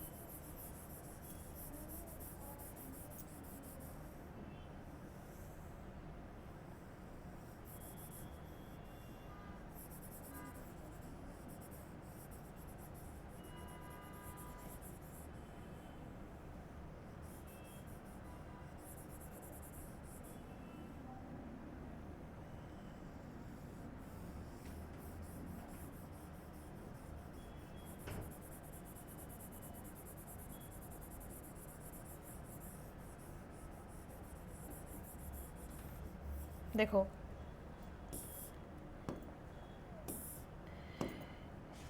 इसमें जो ये बाहर वाली कवरिंग है इसको हम बोलते हैं एपिकार्प, ये वाली मीजोकार्प, जो मिडल वाला पार्ट है जो एडिबल होता है ना, इसी को तो हम खाते हैं, मैंगो का पल्प होता है, इसी को हम खाते हैं मीजोकार्प। ये जो स्टोनी हमें लेयर दिख रही है, इनर मोस्ट जो स्टोनी लेयर हमें दिख रही है, इसको हम क्या बोलते हैं, एंडोकार्प बोलते हैं। And this is the seed, ये क्या है, सीड है, ठीक है। मीजोकार्प इसका एडिबल वाला पार्ट है, और एपिकार्प इसकी आउटर मोस्ट कवच जिसको हम पील करते हैं, है ना, इस वाले पार्ट को जब हम पील करते हैं तो ये एपिकार्प हो गया, समझ आ गया। तो देखो अभी हमने ये पढ़ा है कि जो पेरिकार्प होता है इसके 3 पार्ट होते हैं, एपिकार्प, मीजोकार्प और एंडोकार्प। टाइप्स ऑफ फ्रूट्स देखें, कुछ होते हैं ट्रू फ्रूट्स और कुछ होते हैं फॉल्स फ्रूट्स। ऐसे फ्रूट्स जो बिल्कुल सच बोलते हैं वो ट्रू फ्रूट्स हैं, नहीं भाई, देखते हैं क्या है। तो देखो ट्रू फ्रूट्स क्या है कि ऐसे फ्रूट जो डेवलप हो रहे हैं किससे, सिर्फ ओवरी से, ओवरी से फ्रूट बनता है, ये हम पढ़ते हुए आ रहे हैं ना अभी तक, ओवरी से फ्रूट बनना। तो अगर ये डायरेक्ट डेवलप हो रहे हैं ओवरी से तो वो हो जाएंगे ट्रू फ्रूट्स। तो यहाँ पे एग्जांपल है मैंगो हो गया, लेमन हो गया, कोकोनट हो गया, ठीक है। और कुछ होते हैं फॉल्स फ्रूट्स, मतलब क्या है कि वो ओवरी के अलावा किसी और प्लांट के पार्ट से अगर वो डेवलप हो जाते हैं, जैसे कि थैलामस से, तो उनको हम बोलते हैं फॉल्स फ्रूट्स। एग्जाम्पल है एप्पल, बनाना और स्ट्रॉबेरी। क्लियर, समझ आ गया, क्लियर है यहाँ तक। नेक्स्ट चलें, क्लासिफिकेशन पढ़ लेते हैं एक बार, फ्रूट्स का किस टाइप से क्लासिफिकेशन होता है। तो देखो क्लासिफिकेशन किस टाइप से यहाँ पे हो सकता है, whether the carpels present in gynoecium are free और इन फ्यूज स्टेट, वन और more flower takes part in the formation of the fruit. तो देखो 2 टाइप से हम क्लासिफिकेशन कर सकते हैं। पहला ये है कि अगर कार्पेल्स जो है गाइनोशियम में प्रेजेंट है, फ्री है या फ्यूज स्टेट में है, ठीक है। एंड सेकंड कंडीशन, वन और more flowers take part in the formation of the fruit, fruit के फॉर्मेशन में एक से ज़्यादा फ्लावर्स पार्टिसिपेट कर रहे हैं। देखो सिंपल फ्रूट्स का मतलब क्या होगा, ऐसे फ्रूट्स, है ना, ऐसे फ्रूट्स जो डेवलप हो रहे हैं मोनोकार्पलरी ओवरी से या मल्टीकार्पलरी सिनकार्पस ओवरी से। मतलब क्या है कि यहाँ पे जो फ्लावर होगा उसमें एक कार्पल प्रेजेंट हो सकता है, बहुत सारे कार्पल्स भी प्रेजेंट हो सकते हैं। अगर बहुत सारे कार्पल्स प्रेजेंट है तो वो कैसे हैं, फ्यूज्ड कंडीशन में हैं। तो इस टाइप के फ्रूट्स को हम बोलते हैं सिंपल फ्रूट। सिर्फ यहाँ पे 1 ही फ्रूट डेवलप होता है, एक ही फ्रूट फॉर्म होगा यहाँ पे। एग्जाम्पल है मैंगो और कैश्यू। सेकेंड है एग्रीगेट फ्रूट्स। तो देखो एग्रीगेट फ्रूट्स किस टाइप के फ्रूट्स होते हैं, ये फ्रूट्स डेवलप होते हैं किससे, मल्टी कार्पलरी, फ्लावर में बहुत सारी कार्पल्स प्रेजेंट हैं लेकिन कैसी हैं, फ्री फॉर्म में प्रेजेंट हैं, तो उसको हम बोलते हैं एग्रीगेट फ्रूट्स। एग्जाम्पल स्ट्रॉबेरी और रेस्पबेरी, ठीक है। नेक्स्ट देखो कंपोजिट फ्रूट। अगर फ्रूट जो है डेवलप हो रहा है किससे, कंप्लीट इन्फ्लोरेसेंस। इन्फ्लोरेसेंस का मतलब होता है कि मतलब जो प्लांट है उस पर किस टाइप से फ्लावर का अरेंजमेंट होता है, उसको हम बोलते हैं इन्फ्लोरेसेंस। तो हम यहाँ पे देख रहे हैं कि जो फ्लावर का अरेंजमेंट है इन्फ्लोरेसेंस, उससे अगर फ्रूट डेवलप हो रहा है तो उसको हम बोलते हैं कंपोजिट फ्रूट। जैसे कि सोरोसिस बोलते हैं हम, जैक फ्रूट में सोरोसिस होता है, पीपल में साइकोसिस। ये वजह से इतना ज़्यादा आपको समझने की जरूरत नहीं है। स्टडी जो होती है फ्रूट्स की उसको हम बोलते हैं पोमोलॉजी, ठीक है। ड्रूप क्या होता है, ड्रूप इंपॉर्टेंट है देखो। तो it is a type of fleshy fruit जिसमें सिंगल सीड होता है। मैंगो की अगर हम बात करें तो उसमें सिर्फ सिंगल सीड प्रेजेंट होता है। डेवलप होता है किससे, सुपीरियर मोनोकार्पलरी ओवरी से। किससे, सुपीरियर मोनोकार्पलरी ओवरी। मतलब क्या है कि यहाँ पे जो ओवरी है उसमें सिर्फ जो फ्लावर है उसमें सिर्फ सिंगल कार्पल प्रेजेंट है, और जो उसकी ओवरी है वो कैसी है, यहाँ पे सुपीरियर ओवरी है। मतलब वो यहाँ पे हाईएस्ट पोजीशन पे ओवरी प्रेजेंट होगी और जो दूसरे पार्ट्स होते हैं फ्लावर के वो उसके बेस से निकल रहे होंगे, ठीक है। तो इसको हम बोलते हैं superior monocarpellary ovary with stony endocarp. इसकी जो एंडोकार्प कैसी होती है, स्टोनी होती है, जैसे हमने मैंगो में भी देखा था। उसके अलावा सेकंड एग्जांपल कोकोनट, ठीक है। And what's the next, I think almost our chapter almost completed. 2-3 topics बच रहे हैं बस। पार्थिनोकार्पी देखो, formation of the fruit without the fertilization, है ना, फर्टिलाइजेशन के बिना अगर फ्रूट का फॉर्मेशन हो रहा है जिसकी वजह से सीडलेस फ्रूट्स बनेंगे, उसको हम क्या बोलते हैं, पार्थिनोकार्पी। इसका एग्जांपल है बनाना है, सिट्रस है, ग्रेप्स है और पाइनएप्पल है। It is a mechanism that can be use to improve the fruit quality and the production, है ना। अगर सीडलेस फ्रूट्स बनेंगे तो बेसिक क्या होगा, फ्रूट की क्वालिटी भी तो इम्प्रूव होगी, प्रोडक्शन भी इम्प्रूव होगा, ठीक है। ये 3 टाइप्स का हो सकता है। देखो ये जेनेटिकली कंट्रोल भी किया जा सकता है। ये एनवायरमेंटल कैसे हो सकता है, देखो कि अगर एडवर्स एनवायरमेंटल कंडीशंस है, इनसफिशिएंट लाइट है, एक्सट्रीम टेम्परेचर है, पॉलिनेटर्स ही नहीं है, तो उस केस में क्या करना पड़ेगा, यहाँ पे जो प्लांट है, जो उसमें जो फ्लावर्स होंगे, तो उसमें मतलब यहाँ पे हम क्या देखेंगे, बिना फर्टिलाइजेशन के फ्रूट बन जाएगा, ठीक है। उसके बाद केमिकली इंड्यूस भी करा सकते हैं हम प्लांट्स पर, अगर हम स्प्रे करा दें किसकी, ऑक्सीजन, जिब्रेलिन और साइटोकाइनिन की, तो वो क्या हो जाएंगे, उससे भी पार्थिनोकार्पिक फ्रूट्स बन जाएंगे। मतलब बिना ओवरी के फर्टिलाइजेशन से क्या बन जाएंगे, फ्रूट का डेवलपमेंट हो जाएगा। क्लियर है, आ रहा है सबको समझ। चले नेक्स्ट, वायबिलिटी देखो सीड्स की, कि भाई सीड्स की कैपेसिटी जर्मिनेट करने की वो देखते हैं। तो the ability of the seeds to retain the power of germination over a period of time, उसको हम बोलते हैं वायबिलिटी ऑफ सीड्स। तो ये फ्यू वीक्स से लेके आपकी सेवरल ईयर्स तक हो सकती है, ठीक है। नेक्स्ट है व्हाट इज द एपोमिक्सिस। देखो it is an asexual reproduction that mimics the sexual reproduction. मतलब क्या है कि यहाँ पे फॉर्मेशन हो रहा है सीड का। सीड किसका प्रोडक्ट होता है? सेक्सुअल रिप्रोडक्शन का। लेकिन यहाँ पे सेक्सुअल रिप्रोडक्शन हो भी नहीं रहा क्योंकि विदाउट फर्टिलाइजेशन हम बात कर रहे हैं, है ना। तो यहाँ पे फॉर्मेशन हो रहा है सीड का बिना फर्टिलाइजेशन के। तो इसको हम बोलते हैं एपोमिक्सिस। को हम किस में देखते हैं? एस्टरेसी जिसमें सनफ्लावर आता है और ग्रासेस के अंदर, ठीक है। What's the next? Polyembryony. I think that's the last topic. Yes, that's the last topic. उसके बाद हम करने वाले हैं कुछ क्वेश्चंस इसके रिगार्डिंग कि इस चैप्टर में क्या क्या क्वेश्चंस बन सकते हैं, ठीक है। पॉलीएम्ब्रियोनी का मतलब क्या होता है? देखो it can be defined as occurrence of more than one embryo. Seed, जब सीड में एक से ज़्यादा एम्ब्रियो बन जाएं। अभी हमने देखा था कि एक ही एम्ब्रियो बन रहा था, लेकिन एक से ज़्यादा बनने की कंडीशन को हमने क्या बोल दिया है? पॉलीएम्ब्रियोनी। तो यहाँ पे साइंटिस्ट का नेम है एंटोन वैन ल्यूवेनहॉयक ने क्या बताया था कि जो पॉलीएम्ब्रियोनी है 1719 में क्या बताया कि while studying the citrus plant seed, जब उन्होंने सिट्रस प्लांट सीड्स को देखा तो उन्होंने देखा कि वहाँ पे पॉलीएम्ब्रियोनिक कंडीशन, वहाँ पे जो है बहुत सारे एम्ब्रियोज प्रेजेंट होते हैं, ठीक है। It is a quite common in onion, groundnut, mango, lemon और ऑरेंज। ये जो है काफ़ी ज़्यादा कॉमन है किसमें? अनियन में, ग्राउंडनट में, मैंगो में, लेमन में और ऑरेंज में, ठीक है। हम देखते हैं कि जो लेमन होता है उसमें सीड में 2 से लेके 40 एम्ब्रियोज तक मिल सकते हैं लेमन के अंदर। 1 तो होगा नॉर्मल और जो बाकी कैसे बन रहे हैं वो न्यू सेलर्स होंगे, न्यू सेलर से बन रहे हैं, ठीक है, न्यू सेल्स के सेल्स से, ठीक है। इन ओलियम ओडोरम देयर आर 5 एम्ब्रियोज, है ना। एलियम ओडोरम में 5 एम्ब्रियोज होते हैं। सबके सब डेवलप होते हैं डिफरेंट मेथड से। वन जो फॉर्म हो रहा है वो जाइगोट से बन गया, 1 यहाँ पे सिनेड्रिड से बन गया, 2 बन गया एंटीपोडल सेल से और 1 बन गया है इंटेग्यूमेंट से, ठीक है, ऑफ ओव्यूल। बात समझ आ गई? तो भाई यहाँ पे हो रहा है हमारा चैप्टर कंप्लीट। आई होप आपके सारे कॉन्सेप्ट समझ आ गए होंगे। देखो एक्चुअल में क्या होगा CUET में, भाई जितना आपका क्लास 12th का लेवल है ना उसी टाइप के क्वेश्चंस बनेंगे, कोई ऐसा हार्ड एंड फास्ट कोई क्वेश्चन नहीं बनने वाले। तो इसलिए सिर्फ हमें NCERT पे ही मेन फोकस करना है। जो NCERT के सारे कॉन्सेप्ट्स हैं उनको ही हमें अच्छे से समझना है, ठीक है। उसके बाद क्वेश्चन देखें, क्वेश्चन इससे कैसे कैसे बनते हैं, क्वेश्चन देखते हैं। देखो इन एंजियोस्पर्म जो साइट है सेक्शुअल रिप्रोडक्शन की वो क्या है? तो क्या पढ़ के आए अभी हम? एंजियोस्पर्म्स में सेक्सुअल रिप्रोडक्शन कहाँ हो रहा था? तो वो हो रहा था सीड में हो रहा था, फ्रूट में, फ्लावर में हो रहा था, एम्ब्रियो में नहीं हो रहा था, फ्लावर में हो रहा था। ऑप्शन सी करेक्ट, ठीक है। नेक्स्ट देखते हैं the only type of pollination that brings the genetically different types of pollen grain to the stigma. तो भाई इस टाइप का पॉलिनेशन हमें बताना है जो जेनेटिकली डिफरेंट टाइप के पॉलन ग्रेन्स आएंगे स्टिग्मा के सरफेस पे।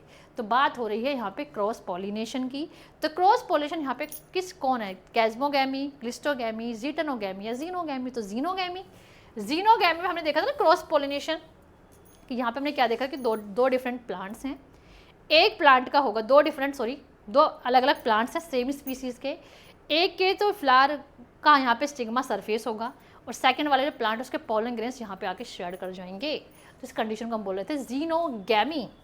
तो ऑप्शन डी यहाँ पे करेक्ट हो जाएगा। What's the next? Which of the following is characteristic of angiosperm anther? Angiosperm anther की हमें कैरेक्टरिस्टिक बतानी है। क्या वो ट्राइलोब्ड था? No ma'am. क्या वो बाइलोब था? तो था, लेकिन मोनोथीकस थोड़ी था, वो डाइथीकस था। Bilobe and dithecous, that's correct. Monolobed and dithecous, no, ठीक है। तो वो कैसा था? वो था बाइलोब्ड और डाइथीकस, है ना। 2 लोब प्रेजेंट थे और and each lobe having the 2 theca. तो इसमें हमारा ऑप्शन सी करेक्ट है। What's the next? In angiosperm embryo sac जो था वो किस टाइप का बना था? हमें बताना है कितने न्यूक्लियस और कितने सेल थे। तो उसमें बने थे इन एंजियोस्पर्म एम्ब्रियो सैक था 8 न्यूक्लिएटेड और 7 celled. Option A correct, easy. Next है व्हाट इज द फंक्शन? जंप ओ का फंक्शन हमने क्या पढ़ा था? जंप ओ का हमने फंक्शन पढ़ा था कि जंप और ऐसी साइट्स होती हैं, ऐसे पोर लाइक स्ट्रक्चर हैं जहाँ पे स्पोरोपोलिन एब्सेंट, जहाँ पे एक्साइन प्रेजेंट ही नहीं है, जिसकी वजह से क्या होगा वहाँ पे वेजिटेटिव सेल से जब क्या होगी पोलन ट्यूब का जब फॉर्मेशन होगा तो वहाँ से पोलन ट्यूब निकलेगी, ठीक है। तो emergence of radical, no. Absorption of water from seeds for seed germination, no. Initiation of pollen tube, that's correct. तो ऑप्शन सी इसमें हमारा करेक्ट है, ठीक है। पोलन ट्यूब वहीं से इनिशिएट होगी। Development of embryo is towards the end of the embryo sac. जो डेवलपमेंट होता है एम्ब्रियो का, वो एम्ब्रियो सेक के किस एंड की तरफ हो रहा था? एम्ब्रियो डेवलपमेंट कह रहे हैं किसका? एम्ब्रियो का। तो एम्ब्रियो किधर बन रहा था? वो बन रहा था माइक्रोपाइलर एंड की तरफ, ठीक है। तो माइक्रोपाइलर, चैलेंजल, रेडिकल, कोलियोराइजर, नहीं भाई, माइक्रोपाइलर एंड की तरफ। ऑप्शन ए करेक्ट है। What the next free nuclear division occurs? बताओ क्वेश्चन का आंसर क्या आएगा, एक बार मुझे कमेंट बॉक्स में बताओ। फ्री न्यूक्लियर डिवीजन कहाँ पर होगा? फ्लावर में, गैमेट्स में, एंडोस्पर्म में या फ्रूट में? तो इस क्वेश्चन का जो आंसर मुझे कमेंट बॉक्स में बताना, ठीक है। उसके बाद नेक्स्ट, कॉटिलिडन जो है मेज ग्रेन का, उसको हम क्या बोलते हैं? जो मेज ग्रेन का कॉटिलिडन है उसको क्या बोलते हैं? Plumule, coleorhiza, coleoptile, scutellum? तो इसका भी आंसर मुझे कमेंट बॉक्स में बताना। उसके बाद the hilum is a scar on the, the hilum जो था वो कहाँ पे स्कार था? वो सीड पर स्कार था। तो फ्रूट पर तो स्कार नहीं था, सीड पर स्कार था। Where micropyle was present, micropyle वहाँ प्रेजेंट नहीं था, वहाँ पे फ्यूनिकल अटैच थी, है ना।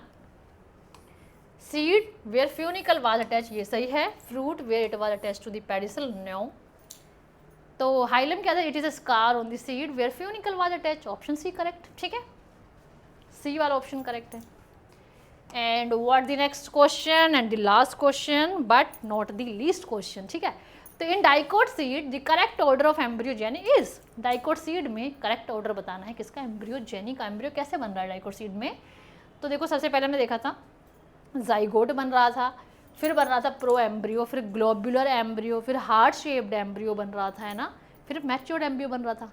देखो इसमें ऑप्शन चेक कर लेते हैं। जाइगोट सही है, प्रो एम्ब्रियो बन रहा था, फिर ग्लोबुलर बन रहा था, फिर हार्ट शेप बन रहा था, फिर मैच्योर बन रहा था, ये तो सही है। जाइगोट, ग्लोबुलर पहले नहीं बनेगा, बाद में बन रहा था ना, इसके बाद प्रो एम्ब्रियो पहले नहीं बनेगा, ग्लोबुलर पहले नहीं बनेगा, भाई रॉन्ग। ऑप्शन फर्स्ट हमारा करेक्ट है, ठीक है। तो भाई क्या आपको सेशन, आपको कैसा लगा? कॉन्सेप्ट आपको समझ आए?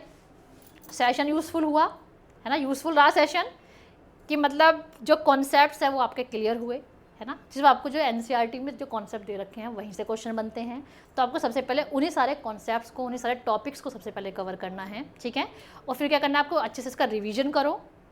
क्वेश्चंस किस टाइप से बन रहे हैं यूट्यूब में, किस टाइप से क्वेश्चंस आते हैं, एक बार उनकी प्रैक्टिस करो। तो देखना आपका जो पूरे मतलब आपकी जो काफ़ी हद तक जो प्रिपरेशन है वो आपकी काफ़ी हद तक बूस्ट हो जाएगी, ठीक है। देखो जैसे बहुत से स्टूडेंट्स के जो एग्जाम भी चल रहे हैं, अब आगे बोर्ड्स भी आने वाले हैं, तो इसी चैप्टर को जो है मतलब बोर्ड्स के अकॉर्डिंग भी इसको प्रिपेयर कर लो, और जो CUT में क्वेश्चंस कैसे बनते हैं उसके अकॉर्डिंग प्रिपेयर कर लो, है ना।